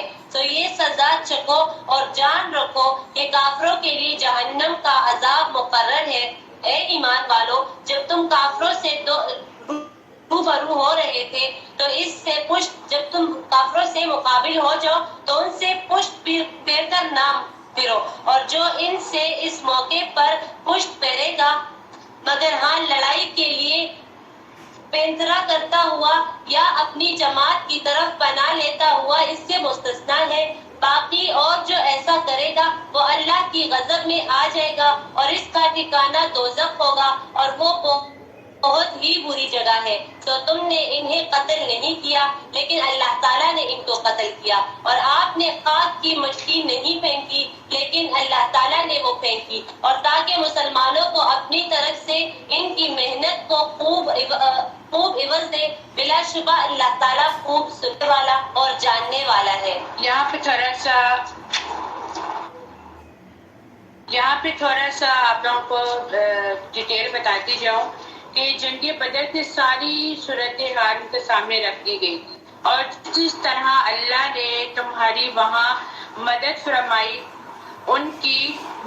اس کی وضاحت کے بعد تم نے یہ نہ سمجھ لیا کہ کافروں کا قتل یہ تمہارا کارنامہ ہے۔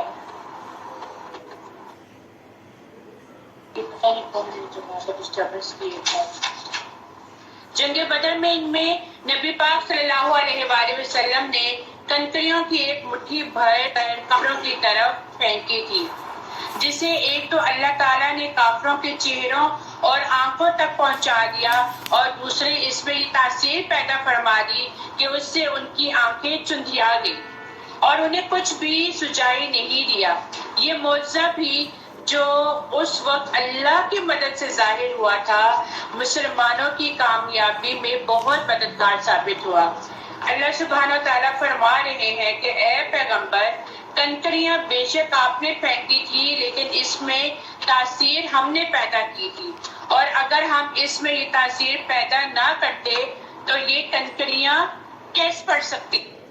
اس لیے دراصل ہمارا کام نہیں تھا، بلکہ یہ سارا کام جو تھا یہ اللہ سبحانہ و تعالیٰ کی طرف سے تھا۔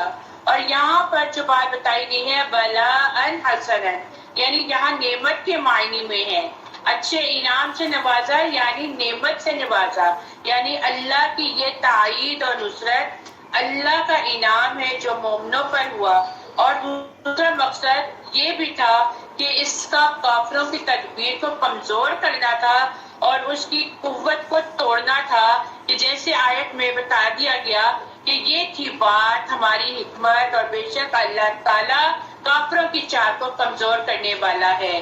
کافروں سے کہہ دیجئے کہ اگر تم فیصلہ مانگتے تھے تو فیصلہ تمہارے سامنے آ گیا، اور اگر تم باز آ جاؤ تو وہ تمہارے حق میں بہتر ہے، اور اگر تم دوبارہ پہلے کی طرح کرو گے تو ہم بھی پھر اسی طرح ہی کریں گے، یعنی تمہیں سزا دیں گے، اور تمہاری جماعت اگرچہ زیادہ ہی ہو وہ تمہیں ہرگز کچھ فائدہ نہ دے گی، اور بے شک اللہ مومنوں کے ساتھ ہے۔ یا ایھا الذین آمنوا اطیعوا اللہ ورسولہ ولا تولوا عنہ وانتم تسمعون، اور اے ایمان والو اللہ اور اس کے رسول کی اطاعت کرو اور اس سے نہ پھرو حالانکہ تم سن رہے ہو، اور تم ان لوگوں کے مانند نہ ہو جانا جنہوں نے کہا ہم نے سن لیا حالانکہ وہ نہیں سنتے تھے۔ بے شک اللہ کے نزدیک چلنے پھرنے والوں میں بدترین تو وہ ہے جو بہرے گونگے ہیں اور عقل نہیں رکھتے، شعور نہیں رکھتے، اور اگر اللہ ان میں سے کوئی بھلائی جانتا تو انہیں ضرور سنا دیتا۔ تو انہیں ضرور سنا دیتا، اور اگر وہ انہیں سنا دیتا تو بھی وہ ضرور پھرتے، اور وہ اعراض کرنے والے ہیں۔ اے ایمان والو، تم اللہ اور رسول کی بات کو قبول کرو جب وہ تمہیں اس کا حکم دے رہے تھے اور بلائے جو تمہیں زندگی بخشتا ہے، اور تم جان لو کہ یقیناً اللہ بندے اور اس کے دل کے درمیان حائل ہو جاتا ہے، اور یہ بھی کہ تم اسی کی طرف اکٹھے کیے جاؤ گے، اور اس فتنے سے ڈرو جو تم میں سے خاص طور پر صرف ان لوگوں کو نہیں پہنچے گا جنہوں نے ظلم کیا، بلکہ سب ہی اس کی زد میں آ سکتے ہیں، اور تم جان لو کہ بے شک اللہ سخت سزا دینے والا ہے۔ اور یاد کرو جب تم بہت تھوڑے تھے، زمین میں کمزور تھے، تم اس بات سے ڈرتے تھے کہ کہیں لوگ تمہیں اچک نہ لے جائیں، تو اللہ نے تمہیں ٹھکانہ دیا، اللہ کی طرف سے ہی ان کو مدد آئی، اور اپنی نصرت کے ساتھ تمہاری تائید کی گئی، اور تمہیں پاکیزہ چیزوں میں سے رزق دیا گیا تاکہ اس کا تم شکر ادا کرو۔ یا ایھا الذین آمنوا لا تخونوا اللہ والرسول وتخونوا اماناتکم وانتم تعلمون۔ اے ایمان والو، تم اللہ اور رسول سے خیانت نہ کرو، اور نہ تم آپس کی امانتوں میں خیانت کرو جب تم جانتے ہو۔ کسی کو امانت دے دی جائے اور اس کے بعد جب کوئی آئے امانت لینے کے لیے تو ہیلا بہانے کرے، کیوں اس کے امانت رکھی جب جاتی ہے تو اس کو حفاظت بھی کی جاتی ہے، اور جب کوئی ٹائم سے مانگتا ہے تو اس کو دیا بھی جاتا ہے۔ تو یہاں پہ اسی چیز کی بات کی جا رہی ہے، امانت کسی نے دی ہے تو اس کو اس کے وقت پہ لٹا بھی دو، اور جان لو کہ تمہارے مال اور تمہاری اولاد فتنہ ہے، اور جان لو کہ بے شک اللہ ہی کے پاس اجر عظیم ہے۔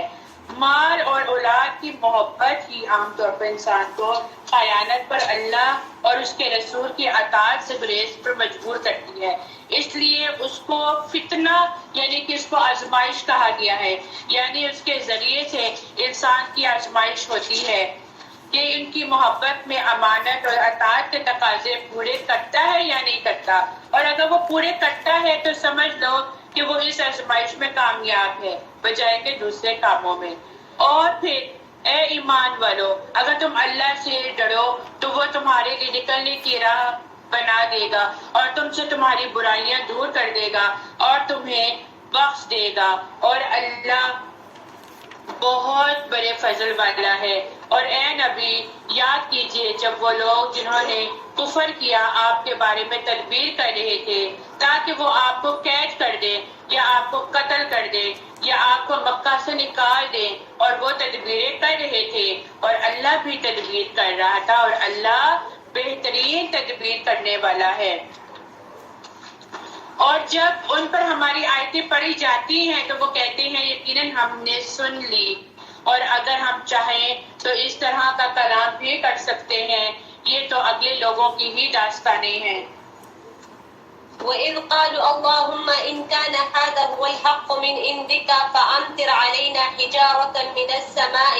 اور جب ان لوگوں نے کہا اے اللہ، اگر یہ قرآن آپ کی طرف سے واقع ہے تو ہم پر آسمان سے پتھر برسا یا ہم پر کوئی دردناک عذاب واقع کر دے، اور اللہ تعالیٰ ایسا نہ کرے گا یہ کہ ان میں آپ کے ہوتے ہوئے ان کو عذاب نہ دے گا، اور اللہ تعالیٰ ان کو عذاب نہ دے گا اس حالت میں کہ وہ استغفار بھی کرتے ہو، اور ان کا کیا استحقاق ہے کہ ان کو اللہ تعالیٰ سزا نہ دے، حالانکہ وہ لوگ مسجد حرم سے روکتے ہیں جبکہ وہ لوگ اس مسجد کے متولی نہیں ہیں، اس کے متولی تو صرف متقین لوگ ہیں، لیکن ان میں اکثر لوگ علم نہیں رکھتے، اور ان کی نماز کعبہ کے پاس صرف یہ تھی سیٹیاں بجانا اور تالیاں بجانا، تو اپنے کفر کے سبب اس عذاب کا مزہ چکھو۔ بلا شبہ یہ کافر لوگ اپنے مالوں کو اس لیے خرچ کر رہے ہیں کہ اللہ کی راہ سے روکے، تو یہ لوگ تو اپنے مالوں کو خرچ کرتے ہی رہیں گے، پھر وہ مال ان کے حق میں باعث حسرت ہو جائیں گی، پھر مغلوب ہو جائیں گے، اور کافر لوگوں کو دوزخ کی طرف جمع کیا جائے گا۔ یہاں پہ دیکھیے جو سیٹیاں اور تالیاں بجانے کے سوا کچھ بھی نہیں کرتے تھے، یعنی کہ مشرکین جس طرح بیت اللہ کا ننگا طواف کرتے تھے، اسی طرح طواف کے دوران وہ انگلیاں منہ میں ڈال کر سیٹیاں اور ہاتھوں سے تالیاں بجاتے تھے، اور جی بالکل بالکل، اور اس کو بھی وہ عبادت اور نیکی تصور کرتے تھے، اور یہ حقیقت ہے کہ مشرکین ایسے کرتے تھے کیونکہ وہ کعبہ کی حرمت کو پامال کرنا چاہ رہے تھے، اور جس طرح آج بھی جاہل صوفی مسجدوں اور آستانوں میں رقص کرتے ہیں۔ اکثر آپ نے دیکھا ہوگا ایف بی میں بہت سے ہیں، اللہ کا نام تو لیا جا رہا ہے اور وہ وہاں پہ ڈانس کر رہے ہیں، نبی پاک صلی اللہ علیہ وسلم کی برتھ ڈے منا رہے ہیں، کیک رکھا اور اونچا اونچا پڑے ہیں ہیپی برتھ ڈے۔ یہ کیا ہے؟ مذاق اڑانا ہے نا۔ ڈھول بجاتے ہیں، ڈمالے ڈالتے ہیں اور کہتے ہیں یہی ہماری نماز ہے، اور ناچ ناچ کر کے اپنے یار کو مناتے ہیں، یعنی ان کا یار کون ہے؟ اللہ۔ وہ اس طرح حد سے گزرنے والے لوگ ہیں۔ اور پھر بے شک جن لوگوں نے کفر کیا وہ اپنے مال خرچ کرتے ہیں تاکہ وہ لوگوں کو اللہ کے راستے سے روکیں، تو وہ بھی اور مال خرچ کریں گے، پھر وہ ان کے باعث حسرت ہوگا، پھر وہ مغلوب ہو جائیں گے، اور جن لوگوں نے کفر کیا وہ جہنم کی طرف اکٹھے کیے جائیں گے تاکہ اللہ ناپاک کو پاک سے الگ کر دے اور ناپاک لوگوں کو ایک دوسرے پر اوپر تلے رکھ کر سب کا ڈھیر لگا دے، پھر اسے جہنم میں ڈال دے۔ یہی لوگ خسارہ پانے والے ہیں۔ اے نبی، جن لوگوں نے کفر کیا ان سے کہہ دیجئے اگر وہ باز آ جائیں تو جو کچھ پہلے ہو چکا وہ انہیں معاف کر دیا جائے گا، اور اگر وہ دوبارہ وہی کریں گے تو بلا شبہ اگلے لوگوں کو جو طریقہ گزر چکا وہی بھی ان کا انجام ہوگا، اور تم ان سے لڑو حتیٰ کہ فتنہ یعنی شرک نہ رہے اور سارے کا سارا دین اللہ ہی کا ہو جائے۔ پھر اگر وہ کافر باز آ جائے تو بے شک اللہ ان کے کاموں کو خوب دیکھ رہا ہے، اور اگر وہ پھرے تو جان لو کہ یقیناً اللہ ہی تمہارا کارساز ہے، وہ بہترین کارساز ہے اور بہترین مددگار ہے۔ اللہ سبحانہ وتعالی ہم سب کو دین کی طرف لے جانے والا بنائے، ہم سب کو دین کے احکامات پر عمل کرنے والا بنائے۔ اللہ سبحانہ وتعالی ہم سے وہ کام لے لے جو اس کو پسند ہے، اللہ ہم سے راضی ہو جائے۔ وآخر دعوانا الحمدللہ رب العالمین۔ سبحانک اللہم و بحمدک، نشہد ان لا الہ الا انت، ونستغفرک ونتوب الیک۔ ربنا تقبل منا انک انت السمیع العلیم وتب علینا انک انت التواب الرحیم۔ یا اللہ جو کام ہو رہا ہے یا اللہ اس میں خیر و برکت عطا فرما، یا اللہ جو کام کرنے جا رہے ہیں یا اللہ اگر اس میں ہمارے بچوں کی خیر ہے یا اللہ تو وہ کام عمل کر دے، یا اللہ سب کام تیرے ہی حکم سے ہوتا ہے، آمین یا رب العالمین۔ السلام علیکم ورحمۃ اللہ وبرکاتہ۔